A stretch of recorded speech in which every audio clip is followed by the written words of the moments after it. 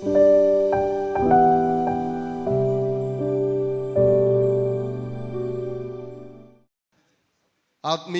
ലോകത്ത് നടക്കുന്ന ചില ആത്മീയ യുദ്ധത്തെക്കുറിച്ചാണ് അച്ഛൻ പറയാൻ പോകുന്നത്. അതുകൊണ്ട് കണ്ണുകൊണ്ട് കാണാൻ പറ്റുന്നതല്ല, കാതുകൊണ്ട് കേൾക്കാൻ പറ്റുന്നതിനപ്പുറമാണ്, മനുഷ്യൻ്റെ മനസ്സുകൊണ്ട് മനസ്സിലാക്കാൻ പറ്റാവുന്നതിനപ്പുറമായ കാര്യങ്ങളാണ് ദൈവത്തിൻ്റെ പരിശുദ്ധാത്മാവ് നമുക്ക് വെളിപ്പെടുത്തി തരുന്നത്. അതാണ് 1 കൊരിന്തോസ് 2:9 മുതലുള്ള വചനങ്ങൾ എഴുതി വെച്ചിട്ടുണ്ട്. കണ്ണുകൊണ്ട് കാണാൻ പറ്റാത്തതും കാതുകൊണ്ട് കേൾക്കാൻ പറ്റാത്തതും മനുഷ്യ മനസ്സ് ഗ്രഹിക്കാൻ പറ്റാത്തതുമായ സ്വർഗീയ രഹസ്യങ്ങൾ ദൈവത്തിൻ്റെ പരിശുദ്ധാത്മാവ് നമുക്ക് വെളിപ്പെടുത്തി തരും. ഹല്ലേലൂയ. അങ്ങനെ ഒരു വെളിപ്പെടുത്തലിൽ വരുന്നൊരു കാര്യമാണ് പ്രിയപ്പെട്ടവരെ ആത്മീയ ലോകത്ത് നടക്കുന്ന യുദ്ധം. നിങ്ങളിവിടെ ഇരുന്ന് വചനം കേൾക്കുമ്പോൾ ജീവിതത്തിൻ്റെ ഓരോ നിമിഷങ്ങളിലും നമ്മുടെ ജീവിതത്തിൻ്റെ പിന്നാമ്പുറങ്ങളിൽ ഒരു ആത്മീയ യുദ്ധം അരങ്ങേറുന്നുണ്ട്.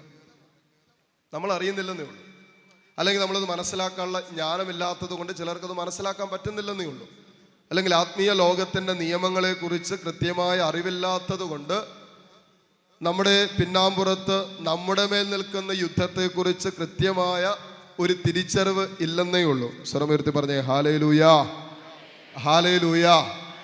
എഫേസ്യർക്ക് എഴുതിയ ലേഖനം 6-ാം അധ്യായം 10 മുതലുള്ള വചനങ്ങൾ പെട്ടെന്നൊന്ന് വായിച്ചേ.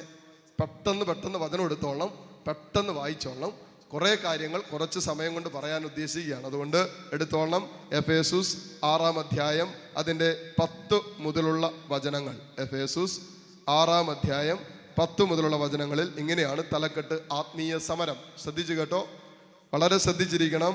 ഒരു സമയം പോലും നിങ്ങൾ അശ്രദ്ധയോടെ ഇരിക്കരുത്. ഇതിനിടയ്ക്ക് ആരും എഴുന്നേറ്റ് അകത്തോട്ടൊന്നും പോകരുത്. പിശാച് ചിലരെ അകത്തോട്ടും പുറത്തോട്ടൊക്കെ കൊണ്ടുപോകും. ഹല്ലേലൂയ. യുദ്ധം തുടങ്ങുമ്പോൾ പുറകോട്ട് പോകാൻ പിശാച് ചിലരെ പ്രേരിപ്പിക്കും. യുദ്ധം തുടങ്ങുമ്പോൾ അശ്രദ്ധമായിട്ടിരിക്കാൻ പിശാച് പ്രേരിപ്പിക്കും. ഇതൊക്കെ അവൻ്റെ വഞ്ചനയാണ്. ഇതൊക്കെ കുറിച്ചൊക്കെ അച്ഛൻ പറയാൻ പോവാ, സമയം കിട്ടി അതിലേക്കൊക്കെ എത്തും. എഫേസ്യസ് 6:10 വചനം പറയുന്നു: അവസാനമായി കർത്താവിലും അവിടുത്തെ ശക്തിയുടെ പ്രാഭവത്തിലും കരുത്തുള്ളവരാകുവിൻ. സാത്താൻ്റെ കുടില തന്ത്രങ്ങളെ എതിർത്ത് നിൽക്കാൻ ദൈവത്തിൻ്റെ എല്ലാ ആയുധങ്ങളും നിങ്ങൾ ധരിക്കുവിൻ. ശ്രദ്ധിച്ചു കേട്ടോ, അച്ഛനതൊന്നും എക്സ്പ്ലെയിൻ ചെയ്യാൻ പോകുന്നില്ല, വേറൊരു വിഷയത്തിലേക്ക് എത്തിക്കാൻ വേണ്ടിയാണ്, ഒരു ആത്മീയ യുദ്ധത്തെക്കുറിച്ച് പറയാൻ വേണ്ടിയാണ് ഈ വചനം പറയുന്നത്. സാത്താൻ്റെ കുടില തന്ത്രങ്ങളെ എതിർത്ത് നിൽക്കാൻ ദൈവത്തിൻ്റെ ആയുധങ്ങൾ ധരിക്കുവിൻ. നമ്മൾ ആയുധം ധരിക്കുന്നത് എന്തിനു വേണ്ടിയിട്ടാ? ചുമ്മാ ആയുധം ധരിക്കുന്നത് എന്തിനു വേണ്ടിയിട്ടാ? ആയുധം ധരിക്കുന്നത് ഇപ്പൊ നമ്മുടെ കാശ്മീരിലൊക്കെ എല്ലാവരും പട്ടാളക്കാരൊക്കെ നല്ല ആയുധങ്ങൾ ധരിച്ചു നിൽക്കുക. എന്തിനു വേണ്ടിയിട്ടാ? യുദ്ധത്തിന് വേണ്ടിയിട്ടല്ലേ? യുദ്ധമുള്ളിടത്ത് ആയുധങ്ങളൊക്കെ ധരിച്ച് പ്രിപ്പയർഡായിട്ട് നിൽക്കേണ്ട കാര്യമുള്ളൂ. ഭക്ഷണം കഴിക്കാൻ പോകുന്ന സമയത്ത് കയ്യിൽ തോക്ക് പിടിക്കേണ്ട കാര്യമില്ല, താഴെ വയ്ക്കാം അല്ലേ? കാശ്മീരിൽ നിന്ന് നാട്ടിൽ വരുന്ന സമയത്ത് ഈ തോക്കും പിടിച്ചുകൊണ്ട് ആരും നടക്കുന്നൊന്നുമില്ല. ഞാൻ മിലിറ്ററി ആണെന്ന് പറഞ്ഞുകൊണ്ട് തോക്കും ചൂണ്ടിക്കൊണ്ട് ആരും നടക്കുന്നില്ല. യുദ്ധമുള്ളപ്പോഴാണ് വചനം പറയുന്നത് പോലെ അവർ ആയുധങ്ങൾ ധരിക്കുന്നത്. അപ്പോൾ വചനം പറയുന്നു, നിങ്ങൾ എപ്പോഴും സാത്താന്റെ കുടിലതന്ത്രങ്ങളെ എതിർക്കാൻ ദൈവത്തിന്റെ ആയുധങ്ങൾ ധരിക്കണം. ഇനി ശ്രദ്ധിച്ചോ, എന്തെന്നാൽ നമ്മൾ മാംസത്തിനും രക്തത്തിനുമെതിരായിട്ടല്ല, മനുഷ്യർക്കെതിരായിട്ടല്ല, പ്രഭുത്വങ്ങൾക്കും ആധിപത്യങ്ങൾക്കും ഈ അന്ധകാര ലോകത്തിൻ്റെ അല്ലെ, അതുപോലെ അന്ധകാരം വ്യാപിച്ചിരിക്കുന്ന ഈ ലോകത്തിൻ്റെ അധിപന്മാർക്കും സ്വർഗീയ ഇടങ്ങളിൽ വർത്തിക്കുന്ന തിന്മയുടെ ദുരാത്മാക്കൾക്കും എതിരായിട്ടാണ് പടവെട്ടുന്നത്, യുദ്ധം ചെയ്യുന്നത്. അതിനാൽ ദൈവത്തിൻ്റെ ആയുധങ്ങൾ എപ്പോഴും നിങ്ങൾ ധരിക്കുവിൻ. ഹല്ലേലൂയാ. സ്വരമെടുത്ത് പറഞ്ഞേ ഹല്ലേലൂയാ. ഈ ആയുധങ്ങൾ ഇല്ലാതെ യുദ്ധത്തിന് പോയാൽ എന്നാ സംഭവിക്കും? വേഗം പറ. ആയുധമില്ലാതെ യുദ്ധത്തിന് പോയാൽ എന്നാ സംഭവിക്കും? പരാജയപ്പെടും. അതാണെന്ന് അനേകരുടെ ആത്മീയ ജീവിതത്തിൽ പ്രലോഭനങ്ങളിൽ, പ്രതിസന്ധികളിൽ, തകർച്ചകളിൽ, നൊമ്പരങ്ങളിൽ, അപ്രതീക്ഷിത ജീവിതത്തിൻ്റെ അനുഭവങ്ങളിൽ, പരാജയങ്ങളിൽ, തടസ്സങ്ങളിലൊക്കെ സംഭവിച്ചുകൊണ്ടിരിക്കുന്നത് ഈ പരാജയമാണ്. കാരണം ആത്മീയ യുദ്ധത്തിന് ആത്മീയ ആയുധങ്ങൾ ഇന്നോളം കൈവശമില്ല. ഇനി ശ്രദ്ധിച്ചോ, ഞാൻ പറഞ്ഞു ഒരു ആത്മീയ മനുഷ്യൻ എപ്പോഴും ആത്മീയ യുദ്ധത്തിലാണ്. ഇത് ശ്രദ്ധിക്കണം. നമ്മളൊക്കെ ആത്മീയ മനുഷ്യരാണ്, അല്ലേ? ആത്മീയ മനുഷ്യർ, ആത്മാവുള്ളവരല്ലേ നമ്മൾ? ഉണ്ടോ? ഇരിപ്പ് കണ്ടു കഴിഞ്ഞാൽ ചത്തതിനൊക്കുമേ ജീവിച്ചിരിക്കും എന്നൊക്കെ പറഞ്ഞ പോലെ നമ്മൾ ആത്മീയ മനുഷ്യരാണ്, അല്ലേ? ആണോ അല്ലേ? പെട്ടെന്ന് പറ. എന്നിട്ടാണ് അടുത്തത്, നമ്മൾ ആത്മീയ മനുഷ്യരാണ്. നമുക്കൊരു ശരീരമുണ്ട്, നമുക്കൊരു മനസ്സുണ്ട്, പിന്നെന്തുണ്ട്? പിള്ളേരെ പഠിപ്പിക്കുന്ന പോലെ പഠിപ്പിക്കണം. ശരീരമുണ്ട്, മനസ്സുണ്ട്, ആത്മാവുണ്ട്, അല്ലേ? ഈ ആത്മാവ് പോയി കഴിയുമ്പോൾ നമ്മളെ എന്ത് വിളിക്കും? എന്തോ? ശവം. ഉണ്ടോ? അപ്പൊ കൃത്യമാണ്. നമുക്കൊരു ആത്മാവുണ്ട്. കാണാൻ പറ്റുമോ? പറ. ഇല്ല. ഉണ്ടോ? ഇത് ആത്മീയ ലോകത്തെ കാണാൻ പറ്റില്ല എന്ന് കരുതി അങ്ങനെയൊന്നില്ല എന്ന് നമുക്ക് പറഞ്ഞു തള്ളാൻ പറ്റില്ല. കാരണം വചനം കൃത്യമായിട്ട് പറയുന്നുണ്ട്, ആത്മീയ ലോകത്ത് ഒരു ശത്രുവുണ്ട്. 1 പത്രോസ് അതിന്റെ 5-ാം അധ്യായം 7-8 വചനങ്ങളൊന്ന് പെട്ടെന്ന് വായിച്ചേ.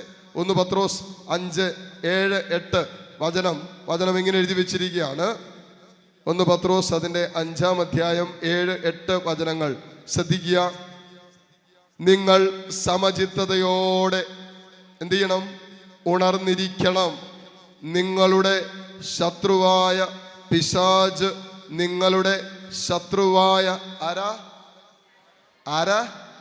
അപ്പൊ അപ്പനല്ല ശത്രു, അമ്മയല്ല ശത്രു, അമ്മായിയമ്മയല്ല ശത്രു, അമ്മായിയപ്പനല്ല ശത്രു, അയൽവാസി അല്ല ശത്രു, ബിസിനസ് പാർട്ട്ണർ അല്ല ശത്രു, കൂടെ വസിക്കുന്നവനല്ല ശത്രു.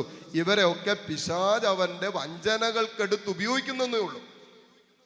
ഈ ആയുധങ്ങളില്ലാതെ അവരെ നിൽക്കുന്നത് കൊണ്ട് പിശാച് അവരെ അവന്റെ ആയുധങ്ങളാക്കുന്നേ ഉള്ളൂ. ഇവരാരും നമ്മുടെ ശത്രുക്കളല്ല. വചനം പറയുന്ന ഒരേ ഒരു ശത്രുവേ ഉള്ളൂ. നിങ്ങളുടെ ശത്രുവായ പിശാച് അലറുന്ന സിംഹത്തെ പോലെ ആരെ വിഴുങ്ങണമെന്ന് അന്വേഷിച്ചുകൊണ്ട് എന്ത് ചെയ്യുക? അവൻ ചുറ്റി നടക്കുകയാണ്. ഇപ്പൊ പിശാചിന്റെ ഒരു ഗുണം എന്നാണെന്നറിയാവോ? നമ്മളെക്കാളൊക്കെ ഒരു നല്ല ക്വാളിറ്റി പിശാചിനുണ്ട്. അവൻ 24 മണിക്കൂറും ആക്റ്റീവാണ്. ഹല്ലേലൂയ. അലസതയില്ല. ആർക്ക്? നമ്മുടെ ഫ്രണ്ടിലിരിക്കുന്ന കുട്ടി പിശാചുക്കൾക്ക് ഉള്ളത് എന്നതാ? അലസത. പക്ഷെ ഈ പിശാചിനുണ്ടല്ലോ, ഒറിജിനൽ പിശാചിന് പ്രിയപ്പെട്ട അലസതയില്ല. വചനം പറയും, അവൻ അലറുന്ന സിംഹത്തെ പോലെ ആരെ വിഴുങ്ങണമെന്ന് നോക്കിക്കൊണ്ട് ഇങ്ങനെ ചുറ്റി നടക്കുക. അവനിങ്ങനെ ചുറ്റി നടക്കുക. കണ്ടോ? വിജിലച്ചൻ വചനം പറയുമ്പോ വിജിലച്ചന്റെ ചുറ്റും ആര് നടപ്പുണ്ട്? ഉണ്ടെന്നേ, കാണാൻ പറ്റിയാലെന്നുള്ള. അവനിങ്ങനെ അലറി നിൽക്കുക. ഞാൻ ദൈവം പറയാൻ ആഗ്രഹിക്കുന്നതിനെ എങ്ങനെ തടസ്സപ്പെടുത്താമെന്ന് ആഗ്രഹിച്ചിട്ട് ഇവങ്ങനെ അലറി നടക്കുക. വചനം കേട്ടുകൊണ്ടിരിക്കുമ്പോൾ നിങ്ങളുടെ ചുറ്റും ആര് നടപ്പുണ്ട്? എന്നിട്ട് പറയും, ഉറങ്ങിക്കോ, വായ പൊളിച്ചിരുന്ന് ഉറങ്ങിക്കോ, തല കുമ്പിട്ടിരുന്നോ, ശ്രദ്ധിക്കണ്ടെന്നേ, മറ്റു പല കാര്യങ്ങളും. അയ്യോ, കോഴിക്കൂട് അടച്ചോ, പശുവിനെ ആര് കേറ്റും, ദൈവമേ ആ അലമാരി പൂട്ടിയോ, കുളിക്കുന്ന സമയത്ത് സ്വർണമാല എവിടെ വെച്ചേ? കണ്ട, ഇതാണ് ഞാൻ പറഞ്ഞേ. ഈ സ്വർഗീയ ഇടങ്ങളിൽ പോലും പിശാച് അലറുന്ന സിംഹത്തെ പോലെ ആരെ വിഴുങ്ങണമെന്ന് നോക്കിക്കൊണ്ട് ചുറ്റി നടക്കുകയാണ്. അപ്പോൾ പിശാചിന്റെ ഒരു പ്രത്യേകതയാണ്, അവൻ 24 മണിക്കൂറും ആക്റ്റീവാണ്. ഹല്ലേലൂയ. അതിന് കാരണമുണ്ട്. വെളിപാട് 12:12 വായിക്കും. പെട്ടെന്ന് എടുത്തേ. വെളിപാട് 12:12 എഴുതി വെച്ചിട്ടുണ്ട് എന്തുകൊണ്ടാണ് അവൻ അത്ര ആക്റ്റീവായിട്ട് നിൽക്കുന്നതെന്ന്. വചനം പറയുന്നു, അതിനാൽ സ്വർഗമേ അതിൽ വസിക്കുന്നവരെ ആനന്ദിക്കുവിൻ. സ്വർഗമേ അതിൽ വസിക്കുന്നവരെ ആനന്ദിക്കുന്നു. അത് രക്ഷപ്പെട്ടു. എന്നാൽ നമ്മളെ കുറിച്ച് പറയാ, ഭൂമിയെ, സമുദ്രമേ, നിങ്ങൾക്ക് ദുരിതം. അയ്യോ, കാരണം ചുരുങ്ങിയ സമയമേ അവശേഷിക്കുന്നുള്ളൂ എന്നറിഞ്ഞ് അരിശം കൊണ്ട് പിശാച് നിങ്ങളുടെ അടുത്തേക്ക് ഇറങ്ങിയിട്ടുണ്ട്. അപ്പൊ പിശാചിന് ഒരു കാര്യം കൃത്യമായിട്ട് അറിയാം, ഇനി അധികം സമയമൊന്നും ഇല്ല, അല്പസമയമുള്ളൂ എന്ന് മനസ്സിലാക്കിക്കൊണ്ട് പിശാച് അലറുന്ന സിംഹത്തെ പോലെ അവന്റെ സിംഹാസനത്തെ, അവന്റെ ഏരിയ അല്ലെങ്കിൽ അവന്റെ രാജ്യത്തെ നിറയ്ക്കാൻ വേണ്ടിയിട്ട് അവൻ അധ്വാനിച്ചു കൊണ്ടിരിക്കുക. ദൈവമക്കളുടെ ചിന്ത എന്നാണെന്നറിയാമോ? സമയമുണ്ടല്ലോ, നാളെ കുമ്പസാരിക്കാതെ, നാളെ ആ കെട്ട് അതൊക്കെ കൊണ്ട് നിർത്താതെ, നാളെ വിശുദ്ധ ജീവിതം നയിക്കാതെ, നാളെ പള്ളിയിൽ പോകാതെ, എല്ലാം നമ്മൾ നാളെ, മറ്റേ ലോട്ടറിക്കാരൻ നാളെ നാളെ നാളെ നാളെ നാളെ എന്ന് പറഞ്ഞുകൊണ്ട് നിൽക്കുക. ഇത് പിശാചിന്റെ ഒരു വഞ്ചനയാ. സ്വരപുരത്ത് പറ ഹല്ലേലൂയ. ഹല്ലേലൂയ. സക്കേബൂസ് പറഞ്ഞു, കർത്താവേ, ആരുടെയെങ്കിലും വക വഞ്ചിച്ചെടുത്തിട്ടുണ്ടെങ്കിൽ 4 ഇരട്ടിയായി ഞാൻ ഇന്നത് തിരിച്ചു കൊടുക്കാൻ തീരുമാനമെടുക്കുന്നു. അപ്പൊ കർത്താവ് പറഞ്ഞു, ഇന്ന് ഈ നിമിഷം ഈ ഭവനത്തിന് രക്ഷ വന്നിരിക്കുന്നു. കണ്ടോ? ഇപ്പൊ പിശാച് ഇങ്ങനെ അലറുമ്പോ ദൈവമക്കൾ എപ്പോഴും ജാഗ്രതയോടുകൂടി ഇരിക്കണം. കാരണം അവൻ എങ്ങനെ ഒരു ദൈവ പൈതലിനെ വഞ്ചിക്കാമെന്ന് ആലോചിച്ച് ചുറ്റും നടക്കുക. സ്വരമെടുത്ത് പറഞ്ഞേ ഹല്ലേലൂയ. അതുകൊണ്ടാണ് എഫെസൂസുകാർക്ക് എഴുതിയ ലേഖനം 4-ാം അധ്യായം അതിൻ്റെ 27-ാമത്തെ വചനത്തിൽ ഒരു കാര്യം പറയുന്നുണ്ട്. എഫെസൂസ് 4:27 ഒന്നെടുത്ത്. ഇതെല്ലാവരും വായിക്കണം, എല്ലാവരും ശ്രദ്ധിക്കണം. 4:27 സാത്താന് നിങ്ങൾ എന്ത് ചെയ്യരുത്? അവസരം കൊടുക്കരുത്.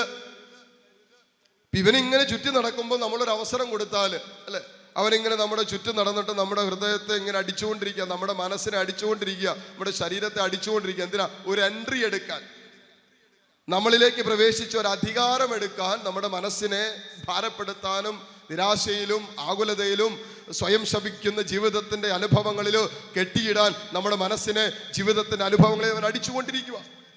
ശരീരത്തിന്റെ വിശുദ്ധി കാർന്നെടുക്കാൻ അവൻ 24 മണിക്കൂറും ചുറ്റും നടക്കുക.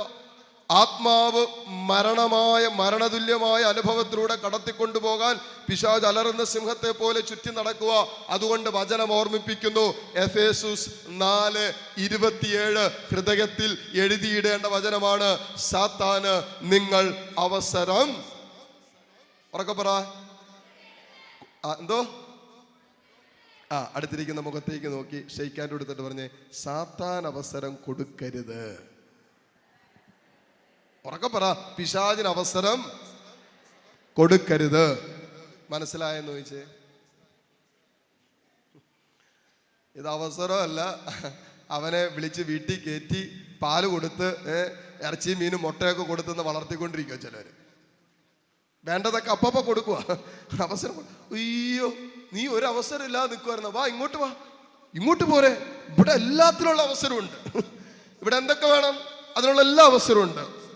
നിങ്ങൾക്ക് പാപത്തെ കാണാനുള്ള അവസരം വേണോ? ഇങ്ങോട്ട് പോരെ. അശുദ്ധിച്ച് ഇങ്ങോട്ട് പോരെ.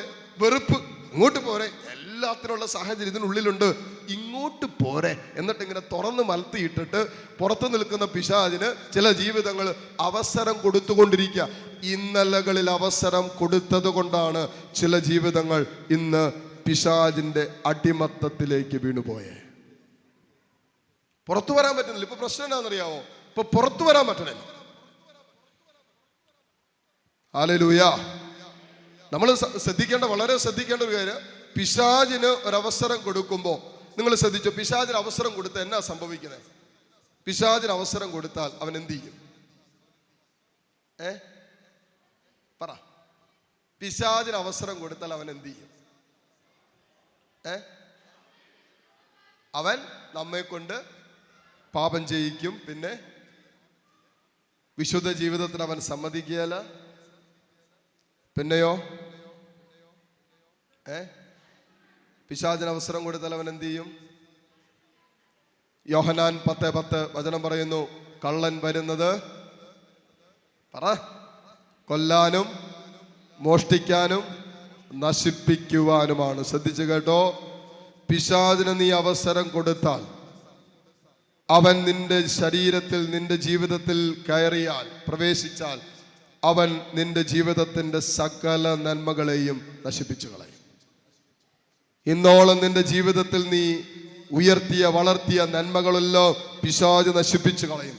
ഇന്നോളം നീ വളർത്തിയെടുത്ത വിശുദ്ധ ജീവിതം ഉണ്ടല്ലോ, ഒരൊറ്റ നിമിഷം കൊണ്ട് പിശാച് നശിപ്പിച്ചു കളയും. ഇന്നോളം നീ ഉയർത്തിയ പ്രാർത്ഥനാ ജീവിതം ഉണ്ടല്ലോ, അതൊരൊറ്റ സുപ്രഭാതം കൊണ്ട് സാത്താൻ തകർത്ത് കളയും, നശിപ്പിച്ചു കളയും. അവൻ അവസരം കൊടുക്കരുത്. കള്ളൻ വരുന്നത് കൊല്ലാനും നശിപ്പിക്കാനും മോഷ്ടിക്കാനുമാണ്. അവൻ കൊന്നുകളയും എന്ന് പറഞ്ഞാൽ ആത്മീയമായി നിന്നെ നശിപ്പിക്കും എന്ന് പറഞ്ഞാൽ അതിനൊറ്റ അർത്ഥമേ ഉള്ളൂ. പിശാച് ഒരുവന്റെ ജീവിതത്തിൽ അവൻ അവസരം കൊടുത്താൽ അവൻ ദൈവവുമായിട്ടും സഹോദരങ്ങളുമായിട്ടുള്ള ബന്ധത്തെ, ആത്മീയമായ ബന്ധത്തെ മുറിച്ച് കളയും. ഹല്ലേലൂയ. അപ്പൊ പിശാച് ഒരു വ്യക്തിയിൽ പ്രവർത്തിക്കുന്നുണ്ടോ എന്ന് മനസ്സിലാക്കാൻ വളരെ എളുപ്പം, വളരെ സിമ്പിൾ ലോജിക്കാണ്. ദൈവവുമായിട്ടൊരു ബന്ധമില്ല, എൻ്റെ സഹോദരങ്ങളായിട്ടൊരു ബന്ധം എൻ്റെ ജീവിതത്തിൽ സൂക്ഷിക്കാൻ പറ്റുന്നില്ല, ആ ബന്ധം മുറിഞ്ഞു കിടക്കുന്നുണ്ടോ, നീ മനസ്സിൽ ഹൃദയത്തിൽ ഏറ്റെടുത്തോ, നിന്റെ ജീവിതത്തിൻ്റെ മേൽ പിശാച് അധികാരം എടുത്തു കഴിഞ്ഞു. ബന്ധം മുറിക്കും, നശിപ്പിച്ചു കളയും. അതാണ് ഉൽപ്പത്തി പുസ്തകത്തിൽ നമ്മൾ വായിക്കുന്നത്. ആദ്യത്തെ അധ്യായങ്ങളിൽ 3-ാമത്തെ അധ്യായത്തില് ദൈവം പറഞ്ഞു, അവസാനത്തെ വചനത്തിൽ കർത്താവ് ഇങ്ങനെ കൂട്ടിച്ചേർത്തു, ഇനിമേൽ നിങ്ങൾ 2 അല്ല 1 ആണ് എന്ന് പറഞ്ഞാൽ ദൈവം ഒരു ദാമ്പത്യ ജീവിതത്തെ ബ്ലസ് ചെയ്തു, ഒരു കുടുംബത്തെ ഒരുമിച്ചു, എന്നിട്ട് അവരെ പർദീസായിലാക്കി. നമ്മൾ കാണുക, ആദ്യം ഈ പർദീസായിലേക്ക് കടന്നു വരുന്നത് പിശാചാണ്. ഒരു ദാമ്പത്യ ജീവിതത്തെ, ദൈവം സംവിധാനം ചെയ്ത ദാമ്പത്യ ജീവിതത്തെ തകർക്കാൻ പിശാച് കണഞ്ഞു പരിശ്രമിക്കും. ഹല്ലേലൂയ. ദാമ്പത്യ ജീവിതം നയിക്കുന്ന മക്കൾ, കുടുംബ ജീവിതം നയിക്കുന്ന ഏതെങ്കിലും മക്കൾ എന്നെ ശ്രവിക്കുന്നുണ്ടെങ്കിൽ നിങ്ങൾ ശ്രദ്ധിച്ചു കേട്ടോ, നിങ്ങളുടെ ദാമ്പത്യ ജീവിതം ദൈവം ഈ അൾത്താരയുടെ മുമ്പിൽ നിന്ന് ആരംഭിക്കാൻ അനുവദിച്ചപ്പോൾ തന്നെ പിശാച് നിങ്ങളുടെ ദാമ്പത്യ ജീവിതത്തിന്റെ മേൽ കണ്ണു വെച്ചു കഴിഞ്ഞു. എങ്ങനെ ഈ ദാമ്പത്യത്തെ തകർക്കാമെന്നുള്ളത് മാത്രമാണ് പിശാചിന്റെ ലക്ഷ്യം. മുറിക്കുക, ബന്ധത്തെ മുറിക്കുക. നിന്റെ കുടുംബത്തിൽ പിശാച് പ്രവർത്തിക്കുമ്പോൾ കുടുംബത്തിന്റെ ലക്ഷ്യം നിങ്ങളുടെ ദാമ്പത്യത്തെ, കുടുംബ ബന്ധത്തെ, സഹോദര ബന്ധത്തെ തകർക്കുക. നിന്നിൽ പിശാച് അധികാരമെടുക്കുമ്പോൾ പിശാചിന്റെ ലക്ഷ്യം നീയും ദൈവമായി ഉണ്ടായിരുന്ന ബന്ധത്തെ മുറിക്കുക. ഒറ്റ ലക്ഷ്യമുള്ളൂ. ഇതിനെയാണ് നമ്മൾ ആത്മീയ മരണം എന്ന് വിളിക്കുന്നത്. Spiritual sickness, the sickness of the spirit. ഒരു ആത്മാവിൽ രോഗിയാകുന്നതിന് വിളിക്കുന്ന പേരാണ്, അതിനർത്ഥമാണ് ദൈവമായിട്ട് ബന്ധമില്ലാത്ത അവസ്ഥ. ദൈവമായിട്ടുണ്ടായിരുന്ന ബന്ധം മുറിഞ്ഞു കിടക്കുന്ന ജീവിതങ്ങളിൽ അവൻ ആത്മാവിൽ രോഗിയാണ്. അവന് പിശാചിന്റെ വഞ്ചനകളെ എതിർക്കാൻ പറ്റില്ല. സാത്താൻ കടത്തിവിടുന്ന വൈറസുകളെ അവൻ എതിർക്കാനുള്ള ബലമില്ല. കാരണം അവൻ ആത്മാവിൽ രോഗിയാണ്. സ്വരമേർത്തി പറ ഹല്ലേലൂയ. അതിനെ തുറന്ന് പറഞ്ഞേ ഹല്ലേലൂയ, ഹല്ലേലൂയ. അതുകൊണ്ട് എന്നെ സമയം ഒരു പ്രലോഭനം വന്നു. ശ്രദ്ധിച്ചോ, കണ്ണുകൾക്ക് ഒരു പ്രലോഭനം ഉണ്ടായി. സർവ്വസാധാരണമാണ്, നമുക്ക് പ്രലോഭനങ്ങൾ ഉണ്ടാകും, മനുഷ്യരാണ്. യേശു മനുഷ്യനായി ലോകത്തിലേക്ക് വന്നു, ഈശോയ്ക്ക് പ്രലോഭനങ്ങൾ ഉണ്ടായി. ഹല്ലേലൂയ. മത്തായി 4, ലൂക്കാ 4 ഈ 2 അധ്യായങ്ങളും ആരംഭം എടുത്ത് വായിച്ചോ. അവിടെ യേശുവിനുണ്ടായ പ്രലോഭനങ്ങൾ എഴുതി വെച്ചിട്ടുണ്ട്. നമ്മൾ മനുഷ്യരാണ്, യേശു മനുഷ്യനായി ലോകത്തിലേക്ക് വന്നു, യേശുവിന് സഹനമുണ്ടായി. ഗത്സമൻ തോട്ടത്തിൽ അവൻ രക്തം ഉയർത്ത് പ്രാർത്ഥിച്ചു. നമുക്കും സഹനങ്ങൾ ജീവിതത്തിൽ ഉണ്ടാകും. ഹല്ലേലൂയ. യേശു ദൈവമായിരുന്നു. തന്നെ തൻ്റെ ദൈവത്തോടുള്ള സമാനത നിലനിർത്തേണ്ടത് കാര്യമായി പരിഗണിക്കാതെ തന്നെ ശൂന്യനാക്കി ദാസന്റെ രൂപം സ്വീകരിച്ച് നമ്മിൽ ഒരുവനായി, മനുഷ്യനെ പോലെ നമ്മിൽ ഒരുവനായി അവൻ തൻ്റെ 33 വർഷ ജീവിതത്തിന്റെ കാലഘട്ടങ്ങളിൽ അവൻ തിരസ്കരിക്കപ്പെട്ടു. നമ്മളും തിരസ്കരിക്കപ്പെടും. അവൻ ഒറ്റപ്പെട്ടു, നമ്മളും ഒറ്റപ്പെടും. അവൻ മുറിവേൽപ്പിക്കപ്പെട്ടു, നമ്മളും മുറിവേൽപ്പിക്കപ്പെടും. അവൻ മാറ്റി നിർത്തപ്പെട്ടു, നമ്മളും മാറ്റി നിർത്തപ്പെടും. അവൻ തന്തയില്ലാത്തവൻ അവനെ നോക്കി വിളിച്ചു, നമ്മളെയും നോക്കി വിളിക്കും. ഭ്രാന്തനെന്ന് അവൻ മുദ്ര കുത്തപ്പെട്ടു. ചിലപ്പോഴൊക്കെ നമ്മളെ നോക്കി സമൂഹം ചുറ്റുപാടും പറയും ഭ്രാന്തനെന്ന്. യേശു ഇതെല്ലാം നമുക്ക് മുമ്പേ കടന്നുപോയി. ഇതെന്തിനാണെന്ന് ചോദിച്ചാൽ, പ്രിയപ്പെട്ടവരെ, ആ ജീവിതത്തിന്റെ അനുഭവങ്ങളിൽ എങ്ങനെ പിശാചിന്റെ വഞ്ചനകളെ യേശു എതിർത്തു തോൽപ്പിച്ചുവെന്ന് ഞാനും നിങ്ങളും പഠിക്കണം, മനസ്സിലാക്കണം. ഹല്ലേലൂയ. എങ്കിലേ ഈ ആത്മീയ യുദ്ധത്തിൽ ഒരു ആത്മീയ മനുഷ്യനെ പിടിച്ചു നിൽക്കാൻ പറ്റൂ, ജയിക്കാൻ പറ്റൂ. ഒരു സഹനം വരുമ്പോൾ, ഒരു ഒറ്റപ്പെടൽ വരുമ്പോൾ, ഒരു തിരസ്കരണം വരുമ്പോൾ, ഒരു തീരാ ദുഃഖം വരുമ്പോൾ, ഒരു മാനുഷികമായ ജീവിതത്തിന്റെ നൊമ്പരം വരുമ്പോൾ അതിന്റെ നടുവിൽ പിടിച്ചു നിൽക്കാൻ ഒരു ദൈവ പൈതലിന് പറ്റണമെങ്കിൽ ഈ പരിശുദ്ധാത്മാവിന്റെ സാന്നിധ്യവും യേശുവിൽ വെളിപ്പെട്ട അഭിഷേകം എന്നിൽ വെളിപ്പെടുമ്പോൾ പിശാചിന്റെ വഞ്ചനകളെ ചെറുത്ത് തോൽപ്പിക്കാനുള്ള ഒരു അഭിഷേകമാണ് സ്വർഗം നമുക്ക് തരുന്നത്. അല്ലെങ്കിൽ എന്നാന്നറിയോ, ഞാൻ ആദ്യം പറഞ്ഞതുപോലെ ആത്മീയ മരണം സംഭവിച്ചത് കൊണ്ട്, ആത്മാവിൽ രോഗിയായിരിക്കുന്നത് കൊണ്ട് ലോകത്തിന്റെ സകല അശുദ്ധിയുടെ വൈറസുകളും എൻ്റെ മേൽ ആധിപത്യം എടുക്കും. ഞാൻ വീക്കാം. ഹല്ലേലൂയ. അല്ലേ? നിങ്ങൾ ശ്രദ്ധിച്ചോ, ഹോസ്പിറ്റലിലൊക്കെ ചെല്ലുമ്പോൾ നമുക്ക് ചെല്ലുന്ന രോഗി ഹോസ്പിറ്റലിൽ അഡ്മിറ്റായി വെന്റിലേറ്ററിൽ കിടക്കുന്ന രോഗിയാണെന്ന് കരുതുക, ബ്രെയിൻ ട്യൂമറിന് ഓപ്പറേഷൻ കഴിഞ്ഞ് കിടക്കുന്ന രോഗിയാണെന്ന് കരുതുക. നമ്മൾ അങ്ങോട്ട് ചെല്ലുമ്പോൾ നമുക്ക് പനിയോ നമുക്ക് വല്ല ജലദോഷം ഉണ്ടെങ്കിൽ ഡോക്ടർ പറയും, പ്ലീസ് അകത്ത് കയറരുത്, അകത്ത് കയറരുത്. കാരണം എന്താ? ആ രോഗിയെ കാണാൻ, അത് അപ്പനാണെങ്കിലും എൻ്റെ അടുത്ത് വന്നിട്ട് ഒരു അമ്മിച്ച് കരഞ്ഞു പറഞ്ഞു, എൻ്റെ അച്ഛാ, എൻ്റെ മകൻ്റെ മകള്, കുഞ്ഞു കൊച്ച് ഹോസ്പിറ്റലിൽ വെന്റിലേറ്ററിൽ കിടന്നപ്പോൾ എന്നെ അകത്ത് കയറ്റിയില്ല. ഞാനാണ് ആ കുഞ്ഞിനെ നോക്കിക്കൊണ്ടിരുന്നത്, പക്ഷെ എന്നെ മാത്രം അകത്ത് കയറ്റിയില്ല. കാരണം എന്താണെന്നറിയോ? ഈ അമ്മയ്ക്ക് ആ ദിവസങ്ങളിൽ അമിതമായ ജലദോഷവും തുമ്മലും ചുമയും പനിയൊക്കെ ഉണ്ടായിരുന്നു. അപ്പൊ ഈ അമ്മയ്ക്ക് കുഞ്ഞിനെ കാണണം, വെന്റിലേറ്ററിലുള്ള അമ്മയ്ക്ക് ഡോക്ടർ പറഞ്ഞു, ഒരു കാരണവശാലും ഈ അമ്മയെ അകത്ത് കയറ്റാൻ അനുവദിക്കില്ല. കാരണം എന്താണെന്നറിയാമോ? ഈ അമ്മയിലുള്ള രോഗത്തിന്റെ വൈറസ് അകത്തേക്ക് കയറിയാൽ ഈ കുഞ്ഞിന്റെ ശരീരം അതുപോലെ ദുർബലമായതുകൊണ്ട് പെട്ടെന്ന് ഈ കുഞ്ഞിന് ഈ രോഗത്തിന്റെ അറ്റാക്ക് ഉണ്ടാകും. അതുകൊണ്ട് ഡോക്ടർ കയറ്റിയില്ല. സ്വരമെടുത്ത് പറഞ്ഞേ ഹല്ലേലൂയ. ആത്മാവിൽ ഒരു വ്യക്തി രോഗിയായിട്ടിരിക്കുമ്പോ, അവന്റെ ആത്മാവ് ദുർബലമായിട്ടിരിക്കുമ്പോ, ശ്രദ്ധിച്ചോ, ലോകത്തിന്റെ സകല വൈറസുകളും അവന്റെ ശരീരത്തിലും മനസ്സിലും ആത്മാവിലും കയറും. അതിനെ എതിർക്കാനുള്ള ഒരു കരുത്ത് ആ ആത്മാവിന് ഇല്ലാതെ പോകുന്നത് കൊണ്ടാണ്. ഹല്ലേലൂയ. സ്വരമെടുത്ത് പറ ഹല്ലേലൂയ. ഇപ്പൊ എന്നെ സംഭവിക്കുന്നത് അറിയാമോ? ഒരു പരാജയം നേരിട്ട ജീവിതം പരാജയപ്പെട്ടു. ഒരു പരീക്ഷയ്ക്ക് പരാജയപ്പെട്ടാൽ മതി, അവളുടെ ജീവിതം തന്നെ പരാജയപ്പെട്ടു. ഇപ്പൊ ഞാൻ ഇങ്ങോട്ട് വരുന്നതിന് മുമ്പ് ഞാൻ മുറിയിലേക്ക് പോയി, റൂറാൽ അവിടെ ഇരിക്കുമായിരുന്നു, എടുക്കാൻ മറന്നുപോയി. അപ്പം ഞാൻ അങ്ങോട്ട് ചെന്ന് അവിടെ ചെന്ന് കഴിഞ്ഞപ്പോൾ ഫോൺ ബാഗിലിട്ടിരിക്കുമായിരുന്നു. അതിലൊരു കോള് വന്നുകൊണ്ടിരിക്കുക. ഞാൻ എടുത്തപ്പോൾ ഈ ദിവസങ്ങളിൽ IELTS പരീക്ഷ രണ്ടാമത് എഴുതിയതാണ്. അതിൻ്റെ റിസൾട്ട് ഇന്ന് രാവിലെ വന്നു. രണ്ടാമത് റിസൾട്ട് വന്നു, തോറ്റു. റിസൾട്ട് വന്നു, എന്ത് സംഭവിച്ചു? സംഭവിക്കേണ്ടത് സംഭവിച്ചു, തോറ്റു.